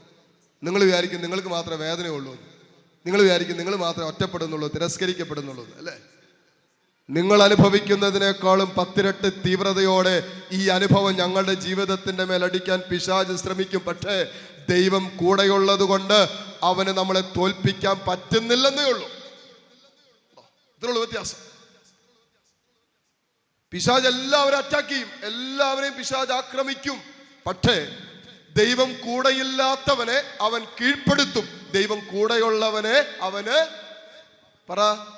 കീഴ്പ്പെടുത്താൻ പറ്റില്ല. അത്ര വ്യത്യാസം. ദൈവം എന്നെ അറ്റാക്ക് ചെയ്യും, നിങ്ങളെ അറ്റാക്ക് ചെയ്യും, നിങ്ങളുടെ വിശുദ്ധ ജീവിതത്തെ പിശാച് അറ്റാക്ക് ചെയ്യും. ശ്രദ്ധിച്ചോ? നിങ്ങളുടെ കണ്ണുകളെ പിശാച് അറ്റാക്ക് ചെയ്യും, ഹൃദയത്തെ അറ്റാക്ക് ചെയ്യും, ബന്ധത്തെ അറ്റാക്ക് ചെയ്യും, സഹോദര ബന്ധത്തെ അറ്റാക്ക് ചെയ്യും, അയൽവാസികളുമായിട്ടുള്ള ബന്ധത്തെ പിശാച് അറ്റാക്ക് ചെയ്യും, നിങ്ങളുടെ കൂടപ്പിറപ്പുകളുമായിട്ടുള്ള ബന്ധത്തെ അറ്റാക്ക് ചെയ്യും, നിങ്ങളുടെ ഇടവക ദേവാലയവുമായിട്ടുള്ള ബന്ധത്തെ പിശാച് മുറിക്കും. അതവന്റെ നിത്യനാശമാണ്. ശ്രദ്ധിച്ചു കേട്ടോ? ഇടവക ദേവാലയവുമായിട്ടുള്ള ബന്ധം മുറിഞ്ഞുപോയ ജീവിതങ്ങളുണ്ടെങ്കിൽ അവൻ നിത്യനാശത്തിന്റെ വഴികളിലാ. അതുകൊണ്ട് ശരിക്കും കണ്ണുനീരോട് പ്രാർത്ഥിക്കണം. അങ്ങനെയുള്ളവർക്ക് വേണ്ടി നിങ്ങൾ എങ്ങനെ സഹനം എടുത്തോ, എത്ര മണിക്കൂർ മുട്ട നിന്നോ, എങ്ങനെ വേണമെങ്കിലും പ്രാർത്ഥിച്ചോ, നിങ്ങൾ പ്രാർത്ഥിക്കണം. പ്രായച്ചിത്തമെടുത്ത് സഹനമെടുത്ത് പരിഹാരം ചെയ്ത് ഉപവസിച്ച് അങ്ങനെയുള്ളവർക്ക് വേണ്ടി പ്രാർത്ഥിക്കണം. ഇടവക ദേവാലയവുമായി ഈ അൾത്താരയിൽ നിന്ന് ഒരാൾ അകന്നു എന്ന് പറഞ്ഞാൽ അവൻ ആത്മീയ മരണത്തിലാണ് എന്നർത്ഥം. വികാരിച്ചനായിട്ട് അകന്നോട്ടെ, ഒന്നൊരു പ്രശ്നമുള്ള കാര്യമല്ല. എന്തെങ്കിലും പറഞ്ഞാൽ വികാരിച്ചനായിട്ട് എന്തെങ്കിലും പറഞ്ഞു 1-2 പ്രശ്നമുണ്ടാ. പക്ഷേ ഒരിക്കലും ഈ അൾത്താരയിൽ നിന്ന് അകലരുത്. പിശാച് ചിലപ്പോൾ വഞ്ചിക്കും. എനിക്കറിയാം, ഒരു ജോസഫേട്ടൻ കാരിസ്മയിൽ ധ്യാനത്തിന് വന്നതാ. പുള്ളി 6 വർഷം ഇടവക ദേവാലയത്തിൽ പോയില്ല എന്ന് മാത്രമല്ല, 6 വർഷം കുമ്പസാരിച്ചില്ല, 6 വർഷം പ്രാർത്ഥനാ സമ്മേളനത്തിന് പോയില്ല, 6 വർഷം BCC ഗ്രൂപ്പിൽ പോയില്ല, 6 വർഷം ആത്മീയ കാര്യങ്ങൾക്കൊന്നിനും ഈ പുള്ളി പോയില്ല. കാരണം ഒരു കോമൺ ഫോറം നടക്കുക, പൊതുസമ്മേളനം. എഴുന്നേറ്റിന്ന് ഈ ചേട്ടൻ ഇങ്ങനെ അതും ഇതൊക്കെ പറഞ്ഞുകൊണ്ടിരിക്കുക. എന്ത് കാര്യം പറയും, ഈ ചേട്ടൻ അഭിപ്രായമുണ്ട്. അവസാനം വികാരിച്ച പറഞ്ഞു, ജോസഫേട്ട അവിടെ ഇരിക്ക്, ഇത്രയും പേര് നിൽക്കുമല്ലേ, അവർക്കും പറയാനൊരു ചാൻസ് കൊടുക്ക് എന്ന് പബ്ലിക്കായിട്ട് അച്ഛൻ പറഞ്ഞത് ഈ പുള്ളിക്ക് അങ്ങോട്ട് അംഗീകരിക്കാൻ പറ്റി. പുള്ളി വീട്ടിൽ ചെന്നിട്ട് പറഞ്ഞു, ഒരച്ഛൻ വന്നിരിക്കുന്നു, ഇത്രയും പേരുടെ മുമ്പിൽ വെച്ചാണ് അച്ഛൻ ഇങ്ങനെ പറയുന്നത്, മാറ്റി നിർത്തി പറയത്തില്ലായിരുന്നു. ഇനി ആ പുള്ളി ഇവിടെ വിശുദ്ധ കുർബാന അർപ്പിക്കുന്നിടത്തോളം കാലം ഞാൻ വിശുദ്ധ കുർബാനയ്ക്ക് പോകില്ല. അന്ന് തീരുമാനമെടുത്തതാ. ആ വികാരിച്ചൻ മാറിപ്പോയി, മറ്റൊരു വികാരിച്ചൻ വന്നു. എന്നിട്ടും പുള്ളി ദേവാലയത്തിൽ കയറിയില്ല, കുമ്പസാരിക്കാൻ തീരുമാനമെടുത്തില്ല. മകന്റെ ജീവിതത്തിൽ ഒരു അനർത്ഥം വന്നപ്പോഴാണ് കാരിസ് ഭവനിൽ ധ്യാനത്തിന് വരുന്നത്. ഞാൻ പുള്ളിയോട് ചോദിച്ചു, ആർക്കാ നഷ്ടം? ഒരുപക്ഷെ വികാരിയച്ഛൻ ഈ ജോസഫേട്ടന്റെ മനസ്സിൽ കൂടി കടന്നു പോകുന്ന കാര്യങ്ങളെ കുറിച്ച് അറിയുന്ന പോലും ഇല്ലായിരിക്കും. വികാരിച്ചൻ ഇവിടുന്ന് സ്ഥലം മാറി വേറെ സ്ഥലത്ത് പോയി, അച്ഛൻ അവിടെ ശുശ്രൂഷ ചെയ്യുന്നുണ്ടാകും. വേറെ വികാരിച്ചൻ വന്നു. വൈദികർ മാറി മാറി വരും. ഇടവക ദേവാലയം ഇടവക ജനത്തിന്റെയാണ്. ഇടവക ദേവാലയം ഇടവക ജനത്തിന്റെയാണ്. തന്റെ തലമുറകള്, തങ്ങളുടെ മക്കള് വിശ്വാസം പരിശീലിപ്പിക്കപ്പെടേണ്ട ഇടമാണ്. വിശുദ്ധ ജീവിതം പഠിക്കേണ്ട ഇടമാണ്. അതുകൊണ്ട് ഇതുമായിട്ട് നിങ്ങൾ മാറി നിന്ന് ഞാൻ ചോദിച്ചു, ജോസഫേട്ട ഈ 6 വർഷത്തിനിടയ്ക്ക് എപ്പോഴെങ്കിലും ജോസഫേട്ടൻ ഒരു വണ്ടി ഇടിച്ച് തട്ടിപ്പോയിരുന്നെങ്കിലോ, അറ്റാക്ക് വന്ന് തീർന്നു പോയിരുന്നെങ്കിലോ? ആർക്കാ നഷ്ടം? അച്ഛനെന്താ നഷ്ടം? ജോസഫേട്ടന്റെ ആത്മാവ് നിത്യനാശത്തിലേക്ക് പോകും. പിന്നെ ഇത്രയും നാൾ കഷ്ടപ്പെട്ടതും പ്രാർത്ഥിച്ചതും പള്ളിയിൽ പോയതും വലിയ കൈക്കാരനായതും കപ്പ്യാരായതും പള്ളിയുമായി കുറെ ബന്ധപ്പെട്ട് നിന്നതൊക്കെ പറയുന്നത് എന്തെങ്കിലും കാര്യമുണ്ടോ? ഇല്ല. ഇത്രയും നാൾ പ്രാർത്ഥിച്ചെന്ന് പറഞ്ഞിട്ട് കാര്യമുണ്ടോ? ഇത്രയും നാൾ വിശുദ്ധ ജീവിതം നയിച്ചെന്ന് പറഞ്ഞിട്ട് കാര്യമുണ്ടോ? ഇത്രയും നാൾ ദൈവത്തെ വിളിച്ചെന്ന് പറഞ്ഞിട്ട് കാര്യമുണ്ടോ? ആത്മാവിൽ ആരംഭിച്ചത് ഗലാത്തി 3:3 വചനം പറയുന്നു, ജഡത്തിൽ അവസാനിപ്പിക്കാൻ മാത്രം ഭോഷനായില്ലേ? ആത്മാവിൽ മാമോദീസായിൽ ആത്മാവിൽ ആരംഭിച്ച ജീവിതം ജഡത്തിൽ അവസാനിപ്പിക്കാൻ മാത്രം ഭോഷനായില്ലേ? അപ്പൊ തീർന്നിരുന്നെങ്കിൽ പുള്ളി നേരെ നിത്യനാശത്തിലേക്ക് പോയേനെ. 6-7 വർഷമായിട്ട് വിശുദ്ധ കുർബാനയില്ല, വിശുദ്ധ കുമ്പസാരമില്ല, ദേവാലയമായിട്ട് ബന്ധമില്ല, പ്രാർത്ഥനാ ജീവിതമില്ല, ബന്ധം മുറിഞ്ഞു കിടക്കുക. ആ വ്യക്തി അറിയുന്നില്ല, ആ വ്യക്തിയെ ഒരു വൈദികനിലൂടെ പിശാച് തൻ്റെ ലക്ഷ്യം ദൈവമായിട്ടുള്ള ബന്ധത്തെ മുറിക്കാൻ എടുത്തുപയോഗിച്ചെന്ന്. ഹല്ലേലൂയ.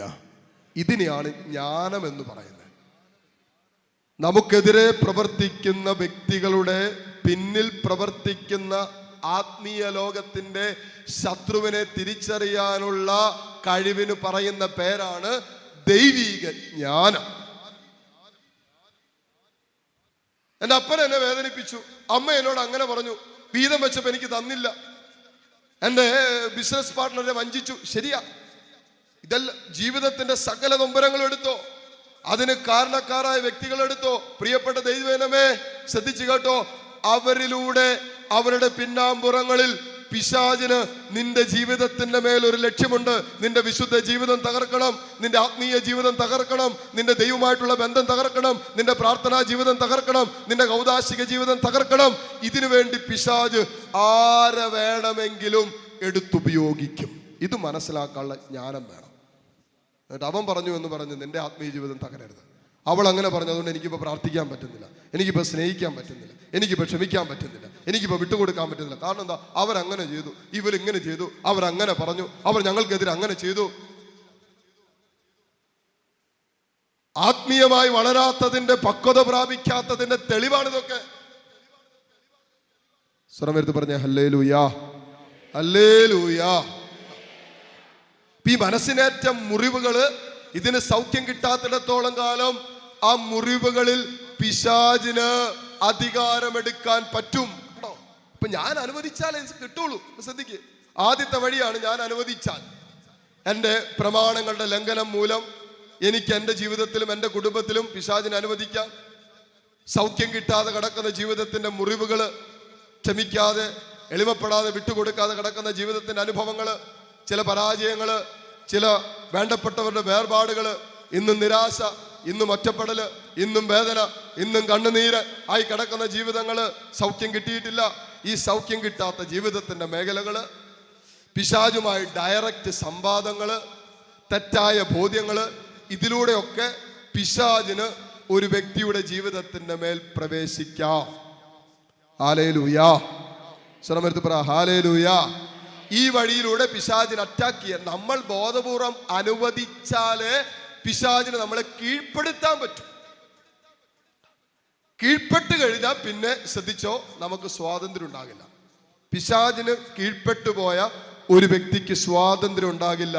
അവൻ പറയുന്ന കാര്യം ഇങ്ങനെയായിരിക്കും: അച്ഛാ, എനിക്ക് എൻ്റെ കണ്ണുകളെ നിയന്ത്രിക്കാൻ പറ്റണില്ലച്ചോ, അച്ഛാ, എനിക്ക് എൻ്റെ ചിന്തകളെ നിയന്ത്രിക്കാൻ പറ്റുന്നില്ലച്ചോ.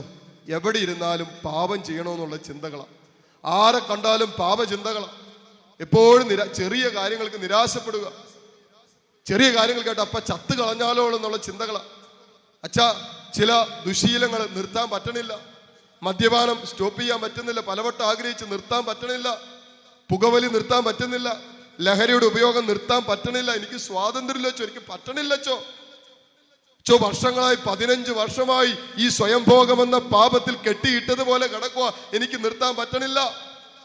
അച്ഛാ, സ്വവർഗരതിയിൽ വർഷങ്ങളായിട്ട് കിടക്കുക, പറ്റുന്നില്ല. അച്ഛ, വ്യഭിചാര മേഖലകളിൽ ഇങ്ങനെ വീട് കൊണ്ടിരിക്കുക, വ്യഭിചാരത്തിന്റെ ദുർഭൂതം എന്നെ വേട്ടയാടുകയാ.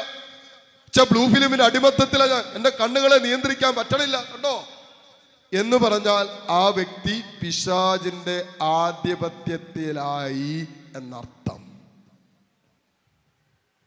ചിലർക്ക് വൈകാരികതകളെ നിയന്ത്രിക്കാൻ പറ്റില്ല, ഭയങ്കര ദേഷ്യം, ഭയങ്കര വാശി, പൊട്ടിത്തെറിക്കുന്ന സ്വഭാവം, ചെറിയ കാര്യങ്ങൾ ഭയങ്കരമായ ദേഷ്യം എന്നൊക്കെ പറഞ്ഞു കഴിഞ്ഞാൽ എല്ലാം അടിച്ച് നശിപ്പിച്ചാലും ചിലപ്പോൾ. അയ്യോ, എന്തൊക്കെ കേസുകളാണെന്നറിയാം. ഒരു പയ്യൻ എഞ്ചിനീയറിംഗ് പഠിക്കുന്ന പയ്യനാ. അവന് ദേഷ്യം കയറിയിട്ട് അലമാരയിലിരുന്ന ഷോക്കേസിലിരുന്ന മുഴുവൻ പാത്രങ്ങൾ, നല്ല ഷോക്കേസിൽ നല്ല വിലപിടിപ്പുള്ള സാധനങ്ങൾ അപ്പം മേടിച്ചു വെച്ചിട്ടുണ്ടായി. പ്ലേറ്റ്, ഗ്ലാസ്, ആരും വന്നാലും കൊടുക്കില്ല, ഷോയ്ക്ക് വെച്ചേക്കുന്ന, അതെല്ലാം എടുത്ത് അടിച്ച് നശിപ്പിച്ചു. 10-42 ഇഞ്ചിൻ്റെ പുതിയ TV മേടിച്ചത് അപ്പനോടുള്ള ദേഷ്യം തീർക്കാൻ വേണ്ടി TV കൈകൊണ്ടിടിച്ച് തകർത്തു. അവിടെ ഇരുന്ന സാധനങ്ങളൊക്കെ വലിച്ചു വാരി നിലത്തിട്ട് പൊട്ടിക്കുക. ദേഷ്യം കയറി കഴിഞ്ഞാൽ പിന്നെ അപ്പനാണെന്നും നോക്കില്ല, അമ്മയാണെന്ന് നോക്കില്ല, കയ്യോങ്ങി അടിക്കുക.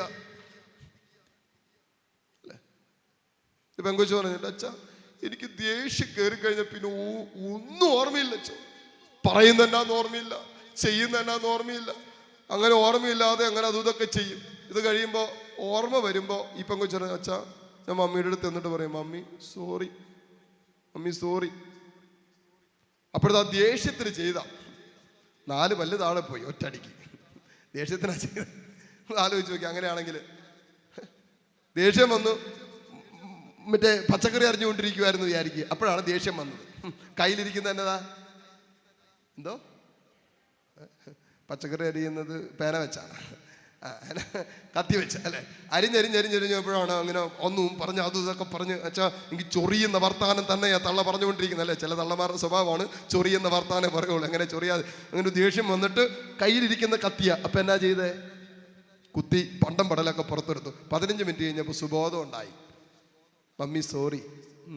പിന്നില്ലേ സോറി. പിശാച് ബന്ധിച്ചിട്ടിരിക്കുന്ന ജീവിതങ്ങളുണ്ട്, പിശാചിന്റെ അടിമത്തത്തിൽ കിടക്കുന്ന ജീവിതങ്ങൾ. റോമ 6:16 എടുത്ത് വായിക്ക്. എങ്ങനെയാണ് ഒരു വ്യക്തി പിശാചിന്റെ അടിമത്തത്തിലേക്ക് പോകുന്നത്? റോമാക്കാർക്ക് എഴുതിയ ലേഖനം 6-ാം അധ്യായം അതിന്റെ 16-ാമത്തെ വചനം നിങ്ങൾ ശ്രദ്ധിച്ച് കേട്ടാൽ മതി. അച്ഛൻ വായിക്കാം. നിങ്ങൾ അനുസരണമുള്ള ദാസരെ പോലെ നിങ്ങളെ തന്നെ ആർക്കെങ്കിലും സമർപ്പിക്കുമ്പോൾ നിങ്ങൾ അവന്റെ അടിമകളാണെന്ന് അറിയുന്നില്ലേ? നിങ്ങൾ അനുസരണമുള്ള ദാസരെ പോലെ നിങ്ങളെ തന്നെ ആർക്കെങ്കിലും സമർപ്പിക്കുമ്പോൾ നിങ്ങൾ അവന്റെ അടിമകളാണെന്ന് അറിയുന്നില്ലേ? ഒന്നുകിൽ മരണത്തിലേക്ക് നയിക്കുന്ന പാപത്തിന്റെ അടിമകൾ, അല്ലെങ്കിൽ നീതിയിലേക്ക് നയിക്കുന്ന അനുസരണത്തിന്റെ അടിമകൾ. കണ്ടോ? ഒന്നില്ലെങ്കിൽ പിശാചിന്റെ അടിമ, അല്ലെങ്കിൽ യേശുവിന്റെ അടിമ. അപ്പൊ പലാവർത്തി അനുസരണമുള്ള ദാസനെ പോലെ കണ്ണുകളുടെ അശുദ്ധിക്ക് കണ്ണുകളെ വിട്ടുകൊടുത്തു, ശരീരത്തിന്റെ അശുദ്ധിക്ക് ശരീരത്തെ വിട്ടുകൊടുത്തു, വെറുപ്പിനും വിദ്വേഷത്തിനും അസൂയയ്ക്കും അഹങ്കാരത്തിനും ആത്മഹത്യ ചിന്തകൾക്കും നിരാശയ്ക്കും നിന്റെ ജീവിതത്തെ വിട്ടുകൊടുത്തു. ഇന്നലകളിൽ പലാവർത്തി. ഇപ്പോ അതിന്റെ പിന്നിലുള്ള അരൂപി, എല്ലാ പാപത്തിന്റെ പിന്നിലും ഒരു തിന്മയ്ക്ക് ഹോൾഡ് ഉണ്ട്, അധികാരമുണ്ട്. ആ തിന്മ നിന്റെ മേൽ ഇപ്പോൾ അധികാരമെടുത്തു. You are under bondage. നീ അടിമത്തത്തിലാണ്, ബന്ധനത്തിലാണ്. ഇനി ദൈവമക്കളെ, നമ്മൾ എത്ര ശ്രമിച്ചാലും പുറത്തു വരാൻ പറ്റില്ല. ശ്രമെടുത്ത് പറ ഹല്ലേലൂയ. അതുകൊണ്ട് ഇങ്ങനെ അടിമത്തത്തിൽ കിടക്കുന്നവരെ നോക്കിയിട്ട് നമ്മൾ കളിയാക്കരുത്, കുറ്റപ്പെടുത്തരുത്, പരിഹസിക്കരുത്. അവരിനി എത്ര ശ്രമിച്ചാലും പുറത്തു വരാൻ പറ്റില്ല. അവർ പിശാചിന്റെ അടിമയായി തീർന്നു. അവർക്ക് ദേഷ്യം കൺട്രോൾ ചെയ്യാൻ പറ്റില്ല, അവർക്ക് സ്വയം ഭോഗം നിർത്താൻ പറ്റില്ല, അവർക്ക് ബ്ലൂ ഫിലിം കാണുന്നത് നിർത്താൻ പറ്റില്ല, അവർക്ക് വ്യഭിചാര ചിന്ത സ്റ്റോപ്പ് ചെയ്യാൻ അവരുടെ കഴിവ് കൊണ്ട് പറ്റില്ല. അതുകൊണ്ടാണ് യോഹന്നാൻ 8-ാം അധ്യായത്തിൽ വചനം പറയുന്നത്, പുത്രൻ നിങ്ങളെ സ്വതന്ത്രരാക്കിയാൽ നിങ്ങൾ സ്വതന്ത്രരാകും. കണ്ടോ? മനുഷ്യന് പറ്റില്ല. മനുഷ്യന് അസാധ്യമായത് ദൈവത്തിനും ദൈവത്തിന്റെ കൃപ ലഭിക്കുമ്പോൾ സാധ്യമാവും. ഈ കൃപയാണ് പരിശുദ്ധാത്മാവിന്റെ പ്രവർത്തനം. അപ്പോഴാണ് വിടുതലുകൾ ഉണ്ടാകുന്നത്. ഞാൻ ഓർക്കുകയാണ്, കഴിഞ്ഞ ദിവസങ്ങളിൽ കാരിസ് ഭവനിൽ ഒരു പയ്യനെ കൊണ്ടുവന്നു. അവനെ അന്വേഷിച്ചിട്ട് അടുത്ത് കൊണ്ടുവന്നു. അവൻ്റെ പ്രശ്നം, അവൻ 24 മണിക്കൂർ വീഡിയോ ഗെയിം, TV കാണുക, എപ്പോഴും TV കാണുക, വീഡിയോ ഗെയിം കളിക്കുക. ഇത് തന്നെ പരിപാടി. അന്വേഷിച്ചിട്ട് അടുത്ത് അപ്പം കൊണ്ടുവന്നിട്ട് പഠിത്തമൊന്നുമില്ല. കൊണ്ടുവന്നിട്ട് അച്ഛനടുത്ത് പറഞ്ഞു, അച്ഛൻ ഒന്നും പ്രാർത്ഥിക്കാവോ? ഇതാണ് ഒരു അസ്വസ്. ഇവിടെ ഇങ്ങനെ വെരുക് പോലെ, ഇവിടെ ഇരുത്തിയാൽ അങ്ങോട്ട് ചാടും, അവിടെ ഇരുത്തിയാൽ ഇങ്ങോട്ട് ചാടും, ഇങ്ങനെ വെരുക് പോലെ ഇങ്ങനെ ഇരിക്കുകയല്ല. ഇതൊക്കെ കണ്ട് ആയതാണ്, കാണുന്നതല്ലേ ആകുന്നേ. എന്നിട്ട് അന്വേഷിച്ചവൻ അധികം സമയമൊന്നും ഉണ്ടായിരുന്നില്ല. അപ്പനെ നിർത്തി മകനെ, പയ്യൻ്റെ അടുത്ത് 6-ാം ക്ലാസ്സിൽ പഠിക്കുന്ന പയ്യനാണ്, അവൻ്റെ അടുത്ത് മുട്ടുകുത്താൻ പറഞ്ഞു. അന്വേഷിച്ചൻ പൗരോഹിത്യത്തിൻ്റെ അധികാരത്തിൽ ഒരു വിടുതൽ പ്രാർത്ഥന നടത്തി, ഒരു ബന്ധന പ്രാർത്ഥന നടത്തി പൊക്കോളാൻ പറഞ്ഞു. അത്രേ ചെയ്തുള്ളൂ, വേറെ ഒന്നും ചെയ്തൊന്നുമില്ല. ഉപദേശമൊന്നും കൊടുത്തില്ല. ഈ സാധനത്തിൻ്റെ അടുത്ത് എന്നാ ഉപദേശം കൊടുക്കാൻ 6ാം ക്ലാസ്സിൽ പഠിക്കുന്ന സാധനത്തിൻ്റെ അടുത്ത് ഇതിനെ തലക്കകത്ത് കയറാം. അതുകൊണ്ട് ഒരു ബന്ധന പ്രാർത്ഥനയൊക്കെ നടത്തി വിട്ടു. 2 ആഴ്ച കഴിഞ്ഞപ്പോൾ കാരിസ്മൻ്റെ സ്റ്റേജിൽ അപ്പൻ മകനെയും കൊണ്ട് വന്നേക്കാം. 2-3 ആഴ്ചയായിട്ടുണ്ട്. ഈ അപ്പൻ മകനെ കൊണ്ട് വന്നിട്ട് സാക്ഷ്യം പറയാൻ വേണ്ടി വന്നിരിക്കുക. അപ്പോഴാണ് ഈ സാക്ഷ്യം പറയുന്നത്. 2-3 ആഴ്ച മുമ്പുള്ള ഫേസ്ബുക്ക് ലൈവ് നോക്കിയാൽ നിങ്ങൾ കാണാൻ പറ്റും. കാരിസ്മൻ്റെ എല്ലാ ശനിയാഴ്ചകളിലും ഫേസ്ബുക്ക് ലൈവ് ഉണ്ട്. നിങ്ങൾക്ക് പ്രോഗ്രാം ഷീറ്റ് പുറത്ത് വെച്ചിട്ടുണ്ട്, ഇല്ലെങ്കിൽ കാരിസ് സ്തുതിയൊക്കെ അവിടെ ഇവിടെ എല്ലാം വെച്ചിട്ടുണ്ട്. നിങ്ങൾക്കത് ഓരോന്ന് എടുത്തുകൊണ്ട് പോകുമ്പോൾ ഫേസ്ബുക്ക് പേജൊക്കെ കിട്ടും. ഇത് ഫേസ്ബുക്ക് ലൈവ് ഉണ്ട്, അതിനകത്ത് നോക്കിയാൽ കാണാൻ പറ്റും ഈ സാക്ഷ്യം. ഈ കൊച്ചു പറഞ്ഞത് എന്നാണെന്നറിയാമോ? കൊച്ചിന് സാക്ഷ്യം പറയാൻ കൊടുത്തു. അപ്പനും ഉണ്ടായിരുന്നു. അപ്പം പറഞ്ഞു, അച്ഛാ ഇങ്ങനെ വന്നു ഒരു പ്രാർത്ഥന സ്വീകരിച്ചു പോയി. ഇവൻ 24 മണിക്കൂറും വീഡിയോ ഗെയിമും മൊബൈലും TV ആയിട്ടിരിക്കും. ഒരു മിനിറ്റ് പഠിക്കാൻ. പ്രാർത്ഥന സ്വീകരിച്ച് വീട്ടിൽ ചെന്ന് കഴിഞ്ഞിട്ട് പിന്നെ ഈ 2-3 ആഴ്ചയായിട്ട് വീഡിയോ ഗെയിം ഓണാക്കിയിട്ടില്ല, മൊബൈൽ തൊട്ടിട്ടില്ല, TV ഓണാക്കിയിട്ടില്ലെന്ന് മാത്രമല്ല, ആരെങ്കിലും TV ഓണാക്കിയ അവൻ സമ്മതിക്കുകയില്ല. ഹല്ലേലൂയ. പോയ പോക്ക് നോക്കിക്കേ. ഒരൊറ്റ പ്രാർത്ഥന കൊണ്ട് ആ പിശാച് പുറത്തായി. ഒറ്റ ബന്ധന പ്രാർത്ഥന കൊണ്ട് ആ സാധനം പോയി. അവനെ ബന്ധിച്ചിട്ടിരുന്ന ആ സാധനം പുറത്തായി. ഒന്നും ചെയ്തില്ല, ഒരു ബന്ധന പ്രാർത്ഥന അതിൽ പോയി. അവന് കഴിഞ്ഞ 3 ആഴ്ചയായിട്ട് TV കണ്ടിട്ടില്ല. വീട്ടിൽ ആരെങ്കിലും ന്യൂസ് വെക്കാൻ നോക്കിയാലും ഇവരിപ്പോൾ സമ്മതിക്കാതെ. ഇപ്പൊ TV അതുകൊണ്ട് ഡിസ്കണക്ട് ചെയ്തിട്ടേക്കുക വീട്ടിൽ. തിന്മ ചില ജീവിതങ്ങളുടെ മേൽ അധികാരം എടുക്കുമ്പോൾ അവന് പുറത്തു വരാൻ പറ്റില്ല. പക്ഷേ യേശു ആ വ്യക്തിയുടെ മേൽ അധികാരം എടുക്കുമ്പോൾ പുറത്തു വരാൻ പറ്റും. ഒന്ന്, അപ്പൊ വ്യക്തി ജീവിതത്തിന്റെ മേൽ പിശാചിന് അധികാരം എടുക്കാം. രണ്ടാമത്തത്, പെട്ടെന്ന് അച്ഛൻ പറഞ്ഞ് നമ്മൾ ആരാധനയിലേക്ക് പ്രവേശിക്കും. രണ്ടാമത്തെ മേഖല നമ്മുടെ കുടുംബത്തിന്റെ മേൽ, നമ്മുടെ സാമ്പത്തികത്തിന്റെ മേൽ, നമ്മുടെ സൗകര്യങ്ങളുടെ മേൽ, നമ്മുടെ ശരീരത്തിന്റെ മേൽ പിശാചിന് പീഡകൾ അനുവദിക്കാൻ പറ്റും. ഹല്ലേലൂയ. പീഡകൾ കൊണ്ടുവരാൻ പറ്റും. ശക്തമായിട്ട് നമ്മുടെ സാമ്പത്തിക മേഖലകളെ പിശാചിന് ബ്ലോക്ക് ചെയ്യാൻ പറ്റും. നമ്മുടെ ശരീരത്തിൽ പിശാചിന് രോഗങ്ങൾ കൊണ്ടുവരാൻ പറ്റും. നമ്മുടെ കുടുംബ ബന്ധങ്ങളെ തകർക്കാൻ പിശാചിന് പറ്റും. നമ്മുടെ ആത്മീയ ജീവിതത്തെ തകർക്കാൻ പറ്റും. നമ്മുടെ കുടുംബവുമായി ബന്ധപ്പെട്ട നമ്മുടെ സ്ഥലങ്ങൾ വിൽക്കാതിരിക്കാൻ പിശാചിന് തടസ്സം നിൽക്കാം. വീട് പണി ആരംഭിക്കാതിരിക്കാൻ പിശാചിന് തടസ്സം നിൽക്കാം.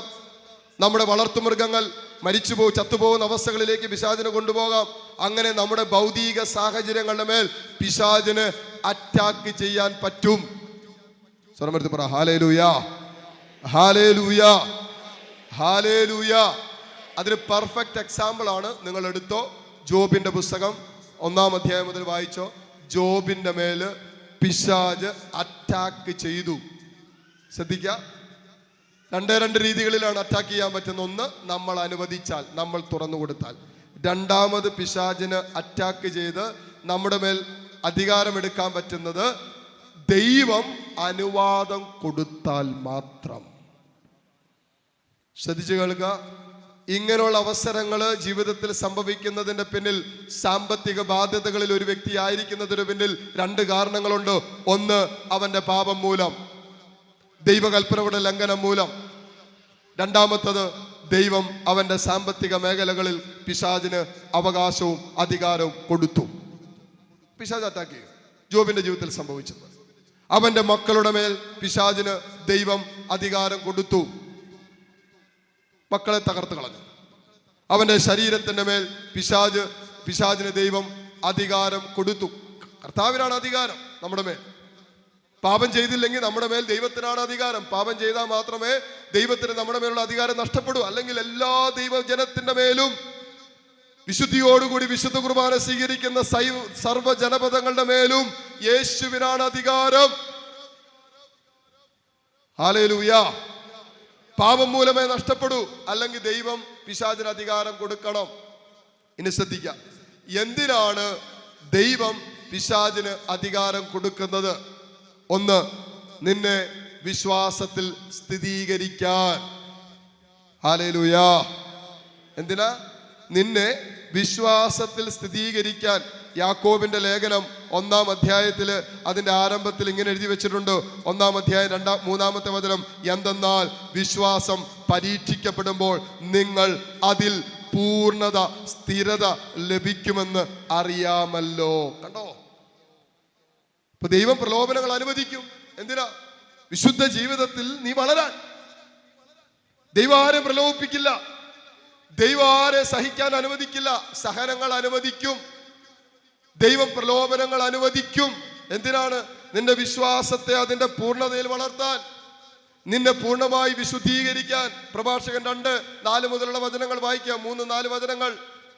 തന്നെ സ്നേഹിക്കുന്നവരെ സ്വർണം ശുദ്ധി ചെയ്യുന്നത് പോലെ സഹനത്തിലൂടെ ദൈവം തനിക്ക് സ്വീകാര്യരായ മനുഷ്യരെ ശുദ്ധി ചെയ്യും. ഹല്ലേലൂയ.